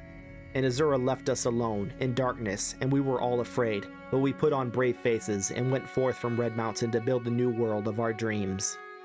And from Sermon 32, "Velothi, your skin has become the pregnant darkness. My brooding has brought this on. Remember that Boethia asked you to become the color of bruise. How else to show yourselves people of the Exodus into the vital pain?" As usual, I think both of these reasons are true, and if you think about it, it's pretty simple to explain how. There was a very complicated enantiomorph that happened at the Battle of Red Mountain. The obvious one involves the Tribunal, Nerevar, and Vorin Dagoth. The murder of Nerevar fits all the hallmarks: king and rebel, catalyst with subsequent betrayal, and an observer blinded in the aftermath. I'm not going to go into specifics on why the Tribunal murdered Nerevar, or even why Azura cared, or what it means. All of that is very complicated. Instead, I want to suggest that there was another betrayal at the same time: Boethia and Mephala against Azura. Azura may or may not have been in on it. Isn't it strange that if you look up these good Daedra, Boethia and Mephala sound incredibly evil, while Azura does sound pretty good? Also, isn't it strange that Azura already had a favored race in the Khajiit? What's Azura doing here at all? Rather than answer those questions, I'll instead propose my grand unifying theory of Dunmer creation. Boethia's sphere involves things like deception, betrayal, and the unjust overthrow of authority. Boethia is the one who told the Chimer to change their skin, and if you remember back to the Chimer section, there was mention of the right way to wear your skin. While Mephala's sphere is obscure to mortals, she is the web spinner, and according to the Khajiit, she is Boethia's lover, and she founded the Morag Tong, Morrowind's main assassins guild. So putting it all together, Boethia told the Chimer to change their skin, and the Chimer wanted to be different from the Altmer. Boethia and Mephala simply can't help but enact this through betrayal, both by telling the Tribunal to betray, and by betraying Azura themselves. Azura, in fact, makes the perfect catalyst for this. She is the Queen of Dawn and Dusk, after all, the mechanism by which change happens, reflective of the Red Moment itself. This is also the reason why the Ashlanders, despite rejecting the Tribunal, were still turned into Dunmer. They wanted to be Dunmer. They wanted to change in this particular way. The curse is only for the Tribunal, who must now always be reminded of their betrayal. For the rest of the Dunmer, they change by Almsivi supplanting the good Daedra as their ancestor spirit, and they get to live without that knowledge of how it happened. Except the Ashlanders, who reject the Tribunal, but accept the change. You could call this a kind of regret on their part. Kind of like, it had to be done, but we don't like how it was done. And this explains why the Chimeri Quae weren't changed. It's not merely that they weren't there for the event, but that they had a different interpretation of what Exodus meant and how to achieve it. For them, the idea that they'd reached the end of Exodus is itself a failure to accept Veloth's teachings. For them, Exodus continues, but for the Dunmer, it ends with their change into something else, born from the fulfillment of the promises made to them. So, was turning blue the point? Unfortunately not. It's time to talk about the Dunmeri Tower. I think everybody would be forgiven in thinking the Dunmeri Tower is just Red Tower all over again. If you'd asked me a few years ago, I'd have agreed. But then the truth in sequence was written, and it's incredible. Behold the clockwork city, the throne aligned, the omni-axle, the brass throat herald of joyful destruction, the oil-slick tower of seamless assembly. Rejoice, rejoice! Listen, child of the Tribunal, do you not hear the whir of the gears, the hiss of the pistons? It is the voice of Sotha Sil calling you to the Nirn ensuing, to the Tamriel final. Anu Vanasi, cast down your worldly maths. Loosen the chains of your selfish pursuits. Shall I describe it to you? Shall I guide your eyes to the future of Nirn? Here are the words in sequence, dark child. One thing I think deep loreists tend to forget is that the 36 Lessons of Vivec were written for Nerevar primarily. They were there to explain to Nerevar his past, present, and ultimately future, what he's really doing and why. The Nerevarine is Nerevar, and you, the player character in Morrowind, were the Nerevarine, if indeed you decided to be. The Truth in Sequence, however, was written for in-universe Dunmer to understand their place, what they were doing. While Nerevar had a role to play in the overarching goal of the Tribunal, it is Sotha Sil who understood it best and wasn't quite so obtuse about it. So yeah, the Dunmeri Tower is, or rather will be, the Oil Slick Tower. Its stone is currently the Mechanical Heart, or maybe not. I have completely unfounded theories about that I won't go over. Instead, I'll go over founded facts, based on logic and reason, and how this works and what it all means for the Dunmer people. The TLDR is that the Tribunal is the new ancestor spirit of the Dunmer, the fulfillment of the good Daedra's promise, and that they intend to shepherd the Dunmer to the new Amaranth, and the Amaranth is supposed to be perfect. I haven't talked much about Tolkien in this video, so let's talk about him some more. In unpublished drafts, the Tolkien Legendarium has something called Dagor Dagorath, the Battle of Battles. It is the prophesized final battle at the end of the world, where Morgoth, the first Dark Lord and the one who tainted the creation of the world with his evil, returns and is defeated for good.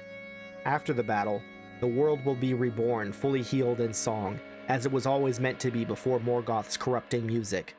There will be a second music of the Ainur, a second creation, one that the children of Iluvatar will join in its creation, and I'm sure it'll be great. Mer are nature beings of this world, and men are meant to transcend it. The rejection of Anu, Ariel, and so on for the acceptance of Padme and Lord Khan's teachings is done under the belief that while this world is hard, there is a next one that will be better. Men, and Mer who reject the will of Anuiel, are trying to win that new world. However, in most cases, for men the world is an afterlife, with for Mer it's more literal. I can't explain everything, there's just too much written about Michael Kirkbride's favored race. Instead, let's go over some facts about Sotha Sil and the Tribunal. In Morrowind, a Dunmer priest named Tholar Sarioni says this: "The second corner of the House of Troubles is Mehrunes Dagon, the Daedra of Destruction who represents the trial the Dunmer face in the lands of Morrowind. At Ald Sotha, the Daedric ruins northeast of Vivec City, Vivec rescued Sotha Sil, the only survivor of the minor House Sotha, from the armies of Mehrunes Dagon. I think it's pretty obvious that Sotha Sil was influenced by Dwemer magic. I mean, just look at this guy. Look at all this cool stuff, and look at Dwemer's stuff. But if you need more proof, here's Sermon 36. Under the sea, Set stirred and brought the army he had been working on into castles of glass and coral. Clockwork dregs, mockeries of the Dwemeri war machines, rose up from the seas and took their counterparts back beneath, where they were swallowed forever by the sea." Also from Sermon 36, Am took from the star its fire, Set took from it its mystery, and Vec took from it its feet, which had been constructed before the gift of Molag Bal. So, the four corners of the House of Troubles were initially testing gods. In a way, this makes them teachers. The great hero of Tamriel, Mehrunes Dagon, is the Daedric Prince of Revolution, the turning of the wheel. The Numidium, the Dwemeri Tower, was a new star meant to bring about a new world. Don't worry, I'll get to it. But at least according to the Dunmer and the Tribunal especially, its construction was missing key insights. Yet Set specifically took its mystery. If we recall back to my Manamarco video, what we're really talking about here is its divinity, its divine mystery. Sotha Sil, taking lessons from Mehrunes Dagon and the Dwemer, performing his status as father, is the architect of the new world. Remember that Sotha Sil's anticipation is Azura, the mechanism of dusk and dawn, or divine change. And look at this art of the Tribunal. Sotha Sil is pregnant. Here's a quote from Sermon 37. Yeah, the 36 lessons has 37 sermons. 38 if you count Sermon 0. And Set held his swollen belly to its name, Clockmaker's daughter, swimming the dead confession along a century of thread, naming her, uneaten, a golden cache of Veloth and Velothi, for where else would they know to go? Go here, world without wheel, charting 0 deaths, and echo singing, Set said, until all of it was done, and in the center was anything whatever. There's a hidden link to Coda in there, and the link still works. Sermon 37 is an ESO too. At any rate, at the very end of the sermon, the worlding of the words is Amaranth. Remember all that stuff from the Truth in Sequence I quoted about the Clockwork City? It's the throne aligned. The throne is Nirn, misaligned due to the gaps in between the spokes and the flaws of the dream. The omni-axle. The axle is the thing that rotates a gear, or a wheel. The brass throat herald of joyful destruction. It's brass-throated, using Dwemer's sound techniques to do what Mehrunes Dagon does, but even more properly. It's the oil-slick tower of seamless assembly, to seamlessly assemble the new world that itself will not have seams. And therein sets Enpreg Belia's memory. Michael Kirkbride directly said so when asked. It's been noted by others that Nirn itself is a receptacle for memory, which of course it is. It was flooded. It's full of water. But this is a new memory for a new world. That world will know what it's supposed to be, because Sothasil carefully cultivated it within himself. Sothasil, the new tower, with the new Zero Stone. Kinda funny that so much hinges on Sothasil, and not Vivek who gets all the attention. But Vivek notes this himself in the lessons, from Sermon 13. This is Vivek speaking, just to help. I am the defender of the last in the last. To remove me is to refill the heart that lay dormant at the center that cannot hold. I am the sword. I am the star. Set the mechanism that allows the transformation of the world. Ours is the duty to keep the compromise from being filled with Black Sea. The world will know me more than my sister and brother. I am the psychopomp. I am the killer of the weeds of Veloth. Veloth is the center that cannot hold. Aeom is the plot. Set is the ending. I am the enigma that must be removed. So there you go. The differences between the Dunmer and the Chimer and their towers. I got a comment in response to me mentioning that Sothasil is dead. Because he is. He's totally dead. The comment said that he's not dead.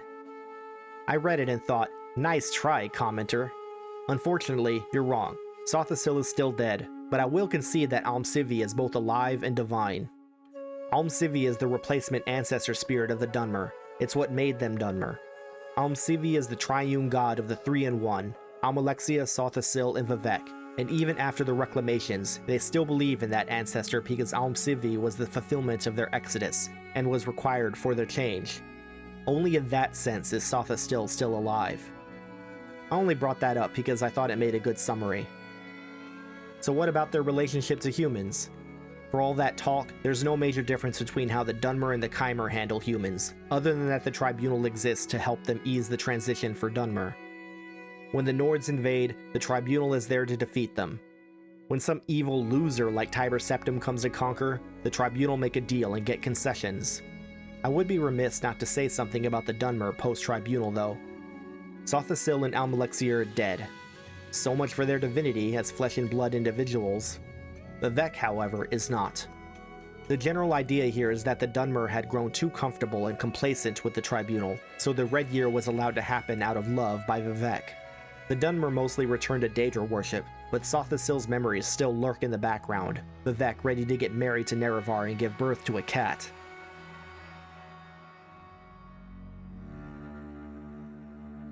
The Orsimer, or Orcs if you want to be orcish about it, have a history that's both intimately tied to the Chimer and also unique from everyone else. First, I want to clear up something. Some sources muddy the waters about whether or not Orsimer are Mer or beast folk. They definitely have some bestial tendencies, but there's a question you can ask whenever this comes up. The question is, do these people remember Aldmeris? If the answer's yes, they're definitely Mer and not men. And then there's a second question. I'm not going to explain it here, but beast folk are all observers. So, are the people observers, or do they fit somewhere on the Patamaic Anuic spectrum? If they clearly fit somewhere on that spectrum, they're either men or Mer, but not beast folk. Do note that this question isn't asking which force they view as primarily creative, but rather, if they view Nirn as a prison or testing ground, broadly speaking. The Orsimer are not beast folk, because they view Nirn as a testing ground, at least in general. And the Orsimer are Mer, because they remember Aldmeris. Just as the Altmer remember Aldmeris through Ariel, and the Bosmer, Yefri, The Orsimer remembered Trinimac. And this is why I'll continue to call them Orsimer, though I recognize this is a minority position within broader Orsimeri culture itself, on whether to treat Trinimac's transformation as good or bad, and likewise, whether to embrace the orc label or not. So enough of that. Let's go to the Orsimer themselves. Brace yourselves, there's a lot of text citations incoming, starting with the true nature of orcs, which is a neutral and vague account of what happened. Orcs were born during the latter days of the Dawn era. History has mislabeled them beastfolk, related to the goblin races, but the orcs are actually the children of Trinimac, strongest of the Altmeri ancestor spirits. When Trinimac was eaten by the Daedroth prince Boethia and transformed in that foul god's insides, the orcs were transformed as well. The ancient name for the orcs is Orsimer, which means the pariah folk. They now follow Malok, the remains of Trinimac. I've cited it already, but this is a different part of the Changed Ones, which gives the more well-known version of the story. Of all the Et'ada who wandered Nirn, Trinimac was the strongest. He, for a very long time, fooled the Aldmeri into thinking that tears were the best response to the Sundering. They cried and shamed our ancestors, especially the feminine Altmer. They even took the missing god's name in vain, calling his narratives into question. So one day Boethia, Prince of Plots, precocious youth, tricked Trinimac to go into his mouth. Boethia talked like Trinimac for a while then, and gathered enough people to listen to him. Boethia showed them the lies of the Et'ada, the Aedra, and told them Trinimac was the biggest liar of all, saying all of this with Trinimac's voice. Then Boethia relieved himself of Trinimac right there on the ground before them to prove all the things he said were the truth. The general myth tends to say that Boethia defecated Trinimac out after eating him, and the remains became Malakath. Malakath himself, however, states that this is far too literal-minded, in the real-life book Lore of Souls. I've already cited it a lot too, but From Exile to Exodus gives us a less literal-minded origin. While it agrees with the broad strokes, it does explicate things differently.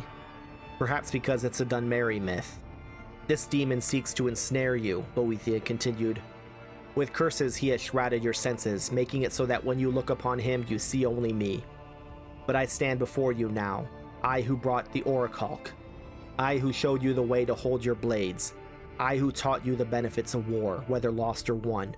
I who showed you the angles one must cut to reach beyond.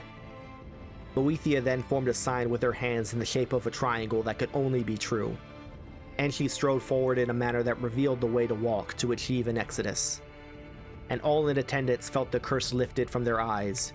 Where once they saw Trinimac, greatest of all warriors, they instead saw Malak, king of curses. And where they had seen Boethia, daughter of blades, they saw now Trinimac, as she had always been, the warrior of East and West, and of the Starry Heart. She who bore the burden of rending divinity from the one she loved. Frothing with rage, Malak shouted a curse yet unknown and came unto Boethia's throat, entering her very being. And her followers despaired, for Boethia fell to her knees retching blood and ichor. And Trinimac collapsed, seeming to all who beheld this to be dead. And with those words, which were a curse to some but a blessing to others, Boethia with her next expulsion drew out Malak and discarded him along the stones. Yet as he rose, covered in blood and bile, he appeared not as the wretched Malak, but as something more akin to the Trinimac his followers had loved. He wore new armor, and held a gleaming red axe, and his helm bore a tusked visage of the spurned and oppressed. From beneath that helm he growled, "You have forgotten what it means to be in exile." Malakath, Boethia, and all of the remaining followers found themselves in the deadened realms of smoke and ash. The worst of Malakath's fatal curse had fallen here, just as Boethia designed. Malakath laughed. "Your idyllic paradise, a gift for your service to the king. You let me destroy it." "I have no need of it," Boethia replied. "My spheres are many and my houses innumerable." "I will never stop hunting you," Malakath snarled. He raised his axe and charged. Boethia simply waited, her hand resting on the hilt of her sword. And with a single precise cut, the whole of Malakath was cloven into the ashen waste of this dead realm so that his very bones formed a new foundation. His blood mingled with the ash, and soon the realm was his. That was a lot. Still not done yet. From the varieties of faith in the Empire. Many orcs believe the origin myth in which the elven god Trinimac was eaten by Boethia, and when he was excreted he was transformed into Malakath, and all his followers into orcs. Those who believe in this elven origin of orc kind often call them Orsimer. Some orcs therefore venerate Trinimac as their god ancestor rather than Malakath. Orcs of the Trinimac cult insist that Trinimac fooled Boethia into believing he was corrupted by his passage through Boethia, when in fact he absorbed some of Boethia's strength and passed it on to his followers. In this way, the Orsimer can be seen as improved elves. Finally, from Moloch, Orc Father. Know Moloch, spurned of Boethia and king of curses. An age ago, a cult of elves left the Somerset Isles, abandoning their kin to follow Veloth, a pathetic tool of Boethia. Trinimac confronted Boethia for this trespass and was challenged to battle. Trinimac was about to strike a mighty blow when Mephala appeared and stabbed him in the back. As Trinimac kneeled, wounded by Mephala's treachery, Boethia gloated and cast a terrible ritual to scar and twist his appearance, then cast him to a place of choking air and ash. Trinimac, enraged by his failure, was reborn in blood as he sliced open his own chest, tearing the chain from his spirit. Moloch, the god of curses, rose from the ash and cursed Boethia for his malice. It might seem weird that I cited all this stuff, especially since depending on how you look at it, all of this says basically the same thing, or is in complete disagreement with each other. But however you look at it, each account gives slightly different, additional details that can be put together to form a better picture of what happened. Trinimac, who became Malakath, is the origin of the Orsimer after all, so it's important to understand this. Given that, I want to cite something else. Don't worry, it won't be that much. This is from the Cyrodiilic myth Shezar's Song, from the Monomyth. Here, the Daedra are speaking to the Aedra and Lorkhan after hearing his plan to create Mundus. Cut parts of ourselves off? And lose them? Forever? That's stupid. You'll be sorry. We are far smarter than you, for we will create a new world out of ourselves, but we will not cut it off, or let it mock us, but we will make this world within ourselves, forever ours, and under our complete control. So that's enough citations, because honestly, I could keep going. The Blade Songs of Boethra are really important, for example, as is Et Ada, Eight Aedra, Eat the Dreamer, and Orca and Orki are relevant, as is Arche. And there's good evidence that Diagna has something to do with this whole mess too, and I'll get to that later. But here are the parts basically everybody agrees with. Trinimac was the champion of Ariel, and was the Aldmer's strongest ancestor. Boethia was one of the spirits that joined the Velothi on their exodus. These three clauses are all we have that everybody agrees with. But, like I said earlier in this video, we don't have unreliable narrators. We have separate narratives. Ultimately, it's all true, and it's just my job to explain it. Lucky me. The dawn was the beginning of this Kalpa, and the end of the last one. It was also a time of untime. There's a lot going on, and because it's also happening at untime, I can't form a proper narrative. Instead, I can only name the events, and emphasize that they happened, and what they mean. Trinimac, Boethia, and Malak, king of curses, were at some point different beings. However, they were also, at some point, the same being. The point in which Boethia ate Trinimac, she became him and had his story. At the same time, Boethia always had a darkness in her, because she followed Lorkhan's path that led to the Void. The darkness gave her a vision of Lorkhan's goal, and Lorkhan was the architect of mortality, which is the curse of death. Boethia loved Lorkhan, believed in him, and due to this she knew that it was always Lorkhan's intention to fail. Trinimac ripped out Lorkhan's heart, which is the heart of the world, and at the same time, Boethia, as Mother Earth, is the one who holds Lorkhan's heart in the sense of love. Boethia, as a true believer and lover of Lorkhan, wanted to share the triangle truth with the Aldmer, while Trinimac denied it, and they both ripped each other from themselves. Trinimac is the ideal Anuic marriage vision of what it means to be the warrior, sworn to the true king of Nirn. Boethia is the ideal Patamaic vision of the same thing. The difference is not just the purpose of Nirn, but who the true king of the world is, and what does it mean to betray. This is, I think, a legitimately clever allusion to Jesus and Satan and the last temptation of Christ. If you don't know your Bible, Satan tempted Jesus 3 times, and in the last one, Satan offered Jesus all the kingdoms of the world in their glory, which is in reference to the fact that Satan is the current king of the world, while Jesus is the true king who will return and usher in the new kingdom. Boethia also fills the role of Judas, the betrayer of Jesus. The implication then is that, like Judas, Boethia did willingly betray the king she was sworn to defend, even if it was done in accordance to prophecy. Back on Nirn, when Trinimac and Boethia were separated, Trinimac could not forget the validity of Lorkhan's viewpoint, nor could Boethia forget the betrayal she was complicit in. Trinimac tore out his shame and also wrecked a piece of Boethia, and in the end Boethia made him mingle and mix with that piece of herself, and that is Malakath. The Ash Pit is Malakath's Daedric realm, originally a piece of Boethia's, but fashioned into a new Trinimac as informed by Malak. The piece of Boethia was Boethia's vision of Lorkhan's paradise, the mortal realm. Malak, king of curses, is Orki, the curse of mortality, which exists as nothing but dust and smoke and ash, because it represents the vision of Lorkhan's failed paradise already destroyed by Trinimac. Trinimac and Boethia fulfilled the same role at one instance, but from diametrically opposed viewpoints. Malakath is the resulting compromise, a world of destruction and also the seedbed and foundation for a new world. Recall Red Tower is a volcano, a violent tower of red that nevertheless forms new fertile land. As one of the four corners of the House of Troubles, Malakath's job is to physically test the Dunmer, while at the same time testing his own people. Malakath and Boethia are twin blades that sharpen each other in preparation for the new world. But once again, what that new world is different between the Dunmer and the Orsimer. Malakath is the Daedric prince of exiles and outcasts. He views himself as having been spurned by both Aedra and Daedra. One of the reasons for this is that he occupies a very strange synthesis between Anuic and Patamaic viewpoints. To sum up, his method is Patamaic, his goal is Anuic. For him and the Orsimer, the ultimate goal is the Ashen Forge in the center of the Ash Pit, which stretches across plains into Aetherius. Freshly dead orcs who follow Malakath are sent to the Ashen Forge, where their souls are purified. Their mortal grudges are removed, sent back into the world to be reborn as new Orsimer. The resulting purified souls proceed forward to acclimate themselves to their new immortal lives. Those Orsimer who follow Trinimac believe the same thing basically, but without references to the Ash Pit. The Orsimeri viewpoint gives all three possible good outcomes at once. You go to the Daedric plane of your ancestor, you go to Aetherius, and there's reincarnation. All this time and I haven't mentioned the Orsimeri Tower. That's because they don't have one, and can't have one by definition. As the Prince of Exiles and Outcasts, Malakath's people are metaphysically incapable of building a tower. Such a thing would require a stable viewpoint and a piece of stable territory to effectuate that viewpoint around a stable society. Not something metaphysical exiles can do, because if they had that, they'd have a home and no longer be exiles from all places. One could easily see the constant attempts at Orsinium to be attempts to build the Orsimeri Tower. It never works out. The city never lasts long enough even when it does manage to get built. And even if it did manage to stick around for any appreciable length of time, the city represents only a minority viewpoint.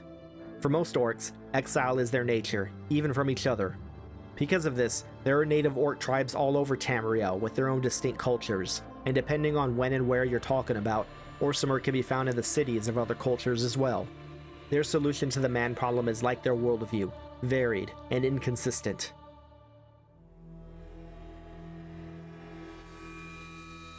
The Sinestral Mer have been genocided so thoroughly, there is one primary source text, Cries from Empty Mouths. Nevertheless, this text, along with various other external attestations, gives a surprisingly clear picture if you really go through it. Let's start pretty typically with their tower. We know their tower was Orichalk Tower, which we know because only non-humans build towers, and because it was the tower located in Yokuda that no longer exists. The Augur of the Obscure gives us an attestation of it. Don't hear much about the Orichalk Tower anymore, but it was always my favorite.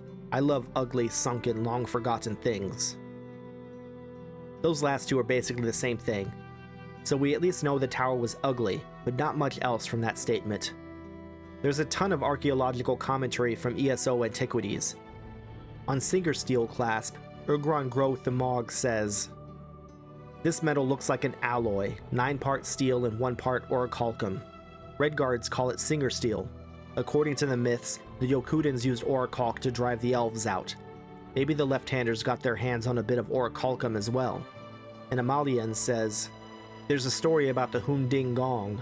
Apparently, Diagna crashed his fist against it and swords fell from the walls of the Orichalk Tower like needles from a dry pine. I wouldn't tell a crown that left-handers made belts from sacred metal." The Singer Steel class is part of the left-hander's Aegis belt. Another part are Totambo Chrysocolas. On these gems, Reginis Buka says something interesting. "I find the entire Sinestral Mer narrative unconvincing. Left-handed elves? What does that even mean? In any case, yes, The Chrysocolas were not just a sign of royalty, but also a symbol of invincibility in battle, often chanted, or so I've read. And again, Ugrangro Thamog says, Chrysocolas are strongly associated with defense, but in the Yoku tongue, the term defense is just a different tense of offense. They placed far less emphasis on defense as a concept than the left-handers did. This is definitely Elven. So Amur, Urgrago Thamog, decisively states that these gems are Elven, but the foolish human does bring up an extremely important point. What does it even mean that they are left-handed? When asked on Tumblr whether it was plausible that the Sinestral Mer were all left-handed, Michael Kirkbride said that it's not literal. The left-handed elves are something different. In the 2013 IRC Q&A, Kirkbride was asked outright, whatever did make the left-handed elves so sinistral? They fought different. That's a thing in Yoku. This might seem unhelpful, but actually, consider how extremely martial Redguard society is. Consider what the first edition pocket guide had to say on them.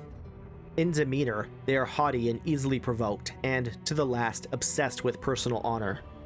Though it is widely acknowledged that Hammerfell is home to the finest warriors of the Empire, they are but indifferent soldiers, being unwilling to defer to authority or endure military discipline, and few serve in the ruby ranks. There is no standing army in Hammerfell, only paid militias of the oft-contested border states and along its coastline. Ancient tradition has predisposed the Red Guards to knightly orders, though customarily in the service of royal families. So finally, let's look at Cries from Empty Mouths, our only primary source. Do you know the Yokudan idea, honor, a force existing outside the self? Our enemy thinks it grows by their actions and persists beyond death. To them, if one accumulates enough honor, then death becomes temporary. The living still hold to the story of honor while the dying confront the truth. We know the truth, don't we, Bladed One? There is bone and dirt, blood and smoke, flesh and metal. This is the real. While many stages of death exist, in the final after there is nothing. Knowing this makes our people strong. We tell no stories for comfort, so we fight to stay in the here and now. With this in mind, let's look again at their tower, the Orichalc Tower. All we know is that it's ugly, and that it's the Orichalc Tower. Just like crystal-like law is crystal, and white gold is white gold, and adamantine is adamant, Orichalc is made from orichalcum. In real life, orichalcum was mentioned in ancient Greek and Roman sources, for which even they had no clear idea what it was. Plato famously uses it as the metal that Atlantis used, which is clearly why it entered into Elder Scrolls lore at all, as Yokuda itself is an Atlantis reference. Plato described it as shining with red light. Meanwhile, in Rome, it was transliterated as orichalcum, or gold copper, and was thought to be gold-colored. Neither of these colors made it to the Elder Scrolls. Here's an Elder Scrolls text on the topic, from Notes on Orichalcum. I think the orcs' fondness for it makes a great deal of sense. After all, they have a lot in common. Orichalcum is green, exceptionally rigid, stronger than steel, and extremely temperamental. Orichalcum is notoriously difficult to smelt. A consistent low heat must be maintained to prevent the metal from becoming brittle and cracking. According to the famed smith Guzba Gragulob, pure orichalcum is far lighter and stronger than its iron alloyed alternative. Orichalcum weapons retain their sharpness far longer than most weapons made with conventional metals, and they are remarkably resistant to rust and chipping. The unique color is also noteworthy, not as gaudy as high elven glass and not as drab as iron or steel. Of course, orichalcum ingots are gold-colored in blades, so there's some miscommunication happening. Let's not forget Diagna, the orichalc god of the sideways blade. Said to be an avatar of the Humding that achieved permanence, Diagna is noted as bringing orichalc weapons to the Yokudan people in their fight against the Sinestrals. Remember this for later. Since towers are worldviews, we could run backwards from Sinestral culture to what the tower means and why it's orichalc. Contrasting the Sinestral Mer against the Yokudans, we can glean a lot about what they believed and why. Through contrast, the most obvious assumption is that the Sinestral Mer were Patamaic Mer, as Yokudans are Anuic men. They both put extreme emphasis on fighting, where fighting is basically synonymous with living. When Kirkbride said that the Yokudans thought the Sinestrals fought different, what he also means is that they lived different. Cries from Empty Mouths as well as the Antiquities Comet explain this difference. Put succinctly, Yokudans lived to fight. The Sinestral Mer fought to live. To put it less succinctly, As Yokudans and Redguards have the strange Anuic view that Nirn is a prison from which there is an escape, Sinestral Mers seem to believe in a strange Patamega view that Nirn is a place to get stronger, but for Nirn's own sake. All other Patamega people view Nirn as merely a stepping stone onto a secondary paradise to be achieved in the next world. The next world is either an afterlife or a literal new world. But always remember, Lorcan's lie was that this world of Nirn was said to be the new world. The old world was Aetherius, living as divine beings. The Sinestral Mer, in Cries from Empty Mouths, emphasize that all that is real, that is, true, is the world of Nirn. There is no new world to be gained by becoming strong. Rather, they became strong to stay alive in their new world. That's why they put more emphasis on defense, and that's why they eschew Yokudan concepts like honor, why they don't believe in a real afterlife, and why they think this knowledge makes them strong. Therefore, the Orichalc Tower is Orichalc because it is a strong, resilient metal that is both rigid and temperamental. Most importantly, without a consistently low heat, it becomes brittle and cracks. According to Kirkbride, Orichalc Tower's stone was a sword, and most people seem to take this as meaning that the stone was the Pancratos sword, the sword-singing technique that cut the Atomos and led to the destruction and sinking of Yokuda. It also has been noted by lots of people that sword singing forms a triumvirate of voice-based techniques, that is, arguing against others, which is the Thum, arguing against the world, which is tonal architecture, and arguing against oneself, sword singing. The ultimate expression of sword singing was the creation of the Shahai, or spirit sword, made from one's own soul. In Lord Vivek's sword meeting with Cyrus the Restless, an elder mentions that their swords could kill the very laws of nature. Given all this, I'm apt to believe that the sword that is the stone of Orichalc Tower was a kind of Shahai, the forged soul of whichever ancestor the Sinestral Mer saw themselves descending from, similar to how the Zero Stone is First Tower Dictate, and the Mantilla is the heart of Zurant Arctis, who is Tiber Septim.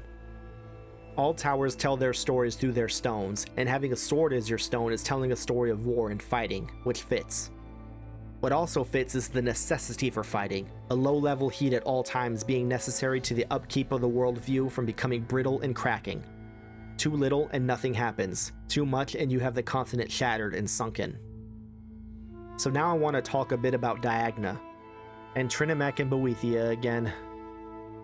As noted before, Diagna was an avatar of the Humding that achieved permanence. First, the Humding is the Yokudan spirit of perseverance over infidels, also known as the Make-Way God. If the Yokudan people are in danger, the Humding materializes to make way for them. Cyrus, the protagonist of Elder Scrolls adventure Redguard, was an aspect of the Humding along with Prince Ator. Diagna then, as an avatar of the Humding, made way for the Yokudans by bringing them Orichalc weapons. Remember that story that Amalian says when commenting on the Singer Steel Clasp?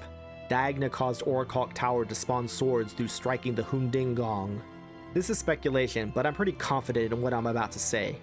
I think Diagna was a Sinestral Mer who betrayed his people to the Yokudans, and in so doing, made way for them and then ascended to divinity through Orichalc Tower. In this way, Diagna achieved permanence. I am also very confident that Diagna is, or was at one point, Boethia. Boethia is the Dark Warrior, yes, but remember that she is also the Deceiver of Nations, and has within her spheres treason and the unlawful overthrow of authority. As previously discussed, Boethia and Trinamach were at one point the same person as well, and in this current time and place, Orichalcum is most associated with Orsimer.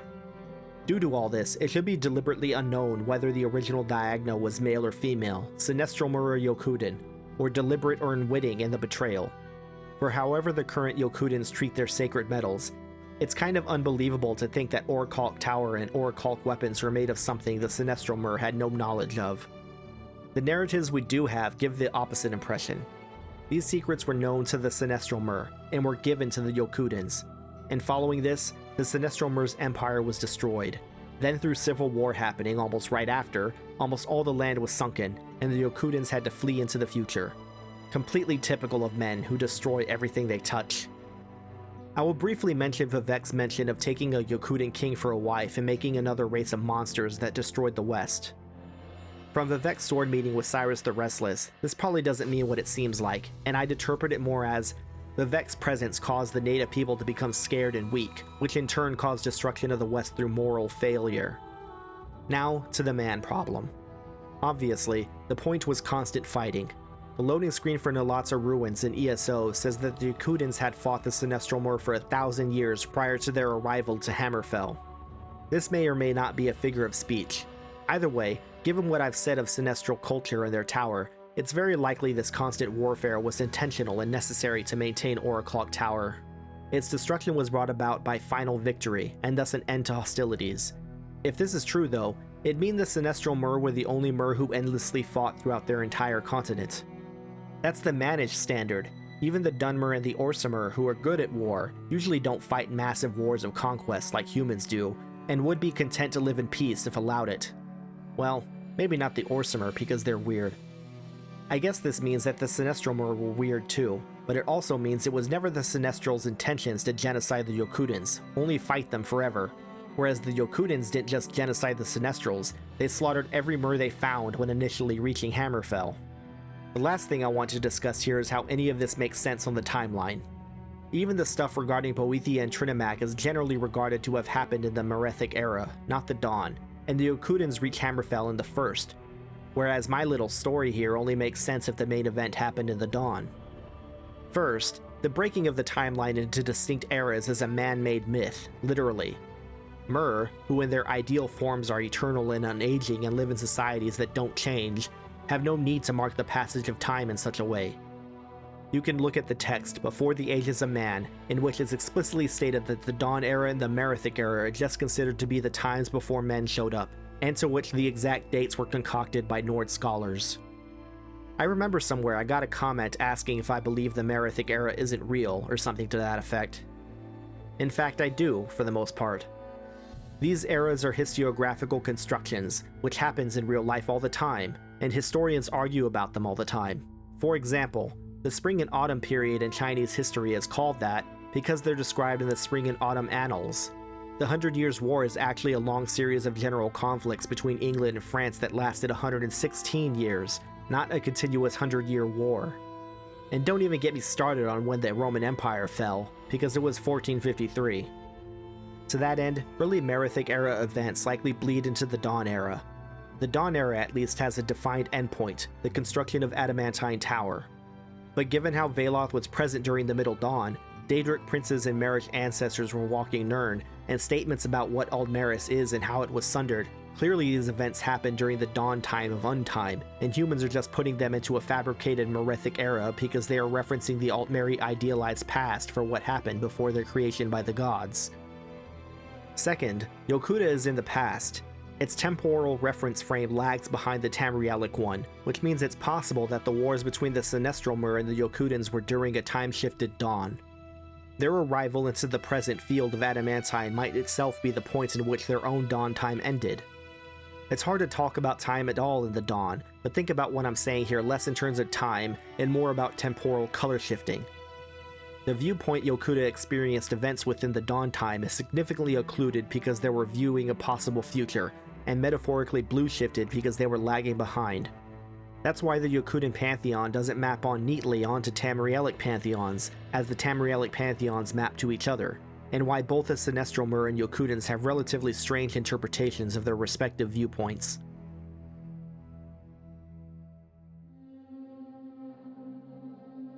The Dwemer need no introduction, nor would they want one. This much I can agree with. You know, I cite Michael Kirkbride a lot, both his in-game and out-of-game writing. Even though I've expressed annoyance at his deliberate lack of clarity, I might be giving the impression I agree with him on everything. I don't. I take his in-character writing as canon enough, and his out-of-character comments to be informative but no more so than any other devs. There are some things I think he's obviously wrong about though. The Dwemer are one of them. You see, Kirkbride has this annoying habit of saying that every non-human faction or group is actually super weird and unknowable. To Kirkbride, the Thalmor are unknowable, the Hist, unknowable, the Dreg, unknowable, the Dwemer, unknowable. What wonders at this point what the lore even is if we can't know anything about it? But I'm going to show how, in the process of trying to explain how unknowable the Dwemer are, Kirkbride manages to get across something about them.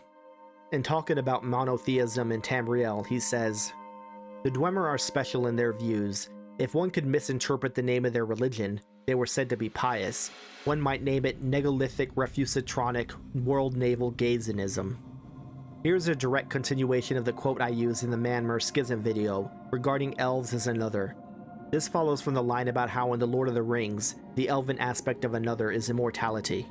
In Tamriel, and specifically the dwarves, that aspect is what I can only call heroic abrogation of everything, a complete and utter refusal to accept what everyone else experiences as the real.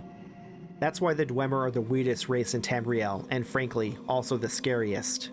They looked like us, they sometimes acted like us, but when you really put them under the magnifying glass, you see nothing but vessels that house an intelligence and value system that is by all accounts beyond human comprehension. Dwarves were the ultimate Bartlebys of the universe. Whenever it asks something of them, they simply would rather not. Let me take this a step further and say dwarves regularly practice the perception of acausal effects. Dwarves knew that phenomena, that which can be perceived by the senses, and noumena, that which is the thing itself, were both illusions, with the second one just being more clever. Dwarves could divide by zero. There isn't even a word to describe the dwarven view on divinity.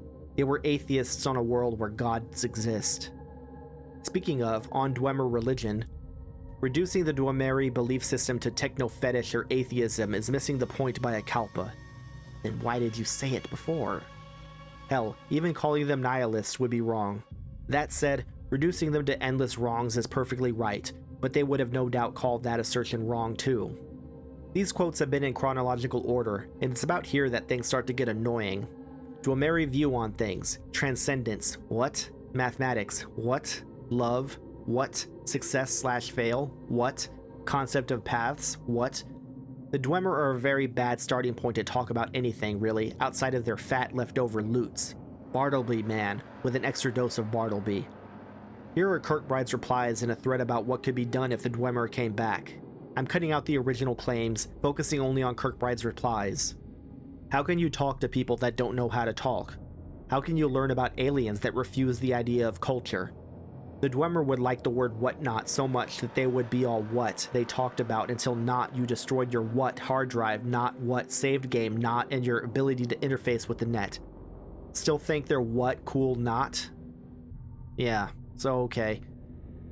To be fair, the last one he does clarify he was trying to goad people into showing, not telling, about how the Dwemer could come back.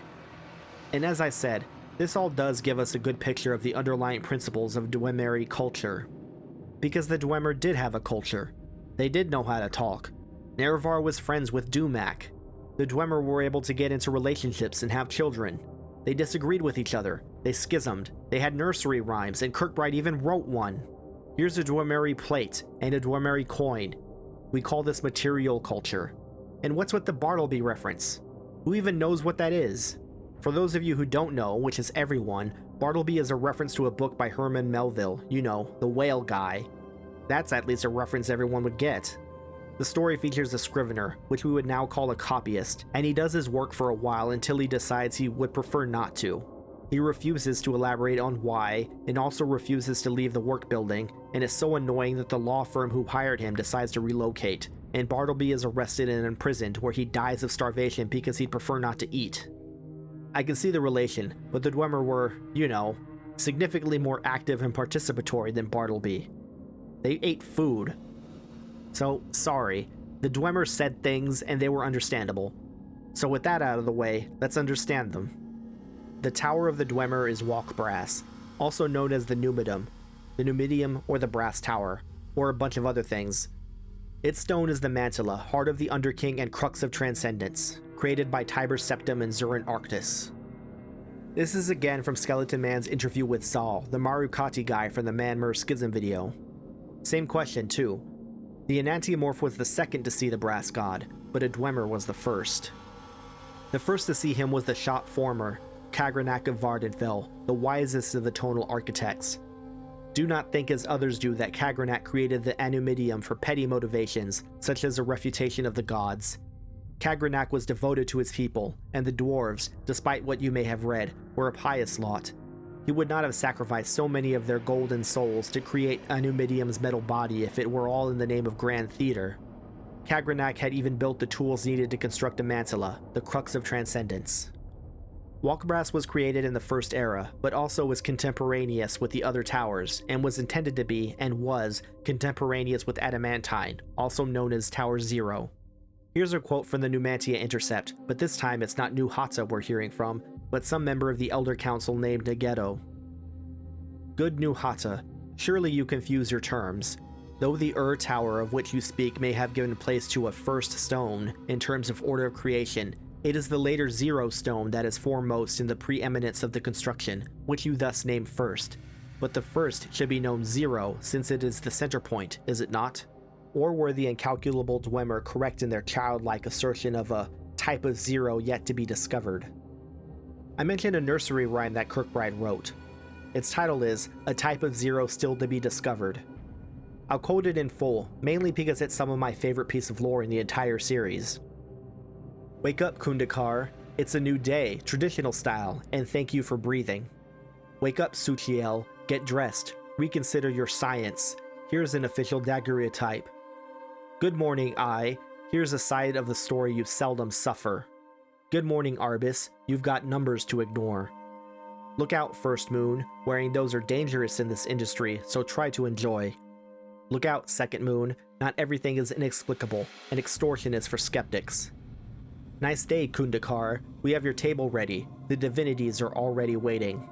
Nice day, Suchiel. The world Nern cannot be mapped, so forward your dismissals to the 8 givers. Afternoon, I hope all is well in the world of modern folklore. Afternoon, Arbus. The reports are true. There is a type of Zero still to be discovered. All critics agree. Good night, First Moon. Stay out past supper. Return these to the proper authorities. Good night, Second Moon. It's time to go. Love the metal all you want. 3 easy ways of comfort. Bedtime, Kundakar. Put away your star mobiles, anecdotes, and bone collection. Bedtime, Suchiel. Stay over. Bring your astrolabe. We think there's still some ghosts. Sleep well, my children. Tomorrow I'll buy you both a sea. Ah, it's so good. And so clear. But before we get to that, one last bit from the Augur of the Obscure. If Anu-Moril created the Staff of Towers in the First Era, how'd he know about a tower the dwarves hadn't made yet? That's easy, because of how dragon braits work in the Dawn. I go over this in my necromancy video, so I'll point you to that if you don't know what I'm talking about. But the basic idea here is that all dragon breaks, all times of untime, are the same time and contemporaneous with each other. The world refusal of the Numidium creates dragon breaks, and so in a sense, the Numidium is active only in the Dawn. Remember what Zal the Marukati said? The Anumidium wasn't all just a show. It wasn't merely a refutation of the gods. The Dwemer were pious, and yes, as Kirkbride is so keen on saying, they just rather not with this whole reality thing. They knew, correctly, that the Mundus was a flawed mortal veil, completely illusory. But they also learned from the heart of Lorcan another truth, that even Aetherius and the divine interplay of Anu and Padme is just as flawed. To transcend the world wasn't merely to escape back into Aetherius, but to transcend the dream. Imagine you're an enlightened Reddit atheist, but you also know, for a fact, deep in your bones, that you live in some Buddhist nightmare where not only is the science you study an illusion brought on by a dream, but the dream and the dreamer are illusions too. It's all just empty, in a sense more fundamental than merely lacking an inherent essence. There is a lack of relation, of any kind of foundation at all. You would reject this, and I think you'd be right too. But to reject it is to affirm your own self, since what is it that's doing the rejecting? Everybody else is just wandering around in their cave of shadows, with only a few finding the sun. And you're the only one who's realized the sun is a lie too. You're the only one who really gets it, the only one who can be real. The Anumidium was built to enforce the Dwemeri worldview. Transcend the dream, reject the dream state. The Dwemer saw themselves as real, and they wanted to create a world that was as real as them. Just like everybody else seeking Amaranth, they wanted a whole world of them. Did they succeed? Probably not. But I like to think that was circumstance. From the very beginning, the Stone of Walkbrass was meant to be a mantilla. So let's talk about the mantilla. As Zal said, it's meant to be the crux of transcendence. The Dwemer take this and extend it to its natural, obvious conclusion. Like, I can't tell you how hard I root for Tween Dwemer on this point. This utter nonsense about nothing is self-refuting, Rebellion, in this case, is self-affirmation, and if you can make anything from nothing, you will make something, and that something will be the case such that there was never nothing in the first place. Rebellion against the horrid state of nothing is the act of self-affirmation and rejection of nothing, the insistence that there is something. The Dwemer say that, if nothing else, we exist, and through their creation of a new Tower Zero, they intended to make a world out of their existence. The Chimer and Kirkbride always say this Dwemeri project was doomed to fail from the start, because nothing good can happen without love. I'll say right back, rebellion cannot exist without a strange form of love. Since I did kind of allude to it in the Snow Elf chapter, I do want to take a moment to explain what happened with the Falmer. You see, the Dwemer, in their own view, were showing the Falmer a kindness. We have their explanation of what they were doing in their own words. From Calcimo stone, an engraving made by the Dwemer as something of a monument to the Falmer. Only by the grace of the Dwemer did your culture survive, and only by the 15 and 1 tones did your new lives begin. We do not desire thanks, for we do not believe in it. We do not ask for gratitude, for we do not believe in it. We only request you partake of the symbol of our bond, the fruit of the stones around us. And as your vision clouds, as the darkness sets in, fear not. Know only our mercy and the radiance of our affection, which unbinds your bones to the earth before, and sets your final paths to the music of your new eternity. To blind the Falmer was to prevent them from seeing the sun. The sun, the stone of their tower, and the font of their culture. In the Elder Scrolls, the culture of a people is identical with the quality of their collective souls, and their definitional status. To the Dwemer, the Falmer are not real. It is a mercy then, to essentially demake them, to instantiate their unrealities so they themselves can see the truth of things. But the process was not completed before the Dwemer all vanished. They went from black souls to white souls, but it's clear that the process could have gone further and turned them into blissful nothing. In a way, the Dwemer were trying to give them a much realer exit than Aetherius. From the Dwemer perspective, this makes total sense. Heck, best case scenario, they would become Dwemer if they saw the truth the Dwemer were trying to teach them. Worst case, they only become what they always were. So, well, moving on, we're left with the human problem.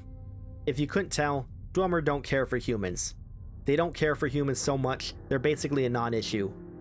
On one hand, humans aren't real, and are not important. But on the other hand, they're a constant distraction that won't go away. Both Nords and Redguards are noted as having fought with the Dwemer. In both cases, it's the incessant warmongering and expansion that brought the groups to blows. If left to their own devices, the Dwemer would be content to continue their projects underground in peace. Finally, after what felt like 20 centuries, I finished this video. Now I can bask in my own glory. Mer sure are great, aren't they? Even the Patamaic ones are pretty cool. In the Man-Mer Schism video, I explained how men and Mer are different. In this one, I explained how Mer are different from each other. Through their 10 tribes, they run the gamut of reactions to creation, and they also go through almost all possible ways of interacting with men. So next up, the Thalmor. Well, not literally. Next, I'm going to finally take a break from Elder Scrolls and make a non-Elder Scrolls video with a script I wrote ages ago, but kept having to push back. After that, I have another thing I want to talk about, and then I'll do the Thalmor video. I doubt any of these future videos will be as long as this one, so the wait shouldn't be as long either. But anyway, did you guys have fun? Did you find a favorite Mer? I hope so, to both of those. Feel free to tell me which is your favorite Mer in the comments. Also, don't forget to like, comment, subscribe, ring the bell, hype the bell, or whatever other increasing series of demands our YouTube overlords require of us.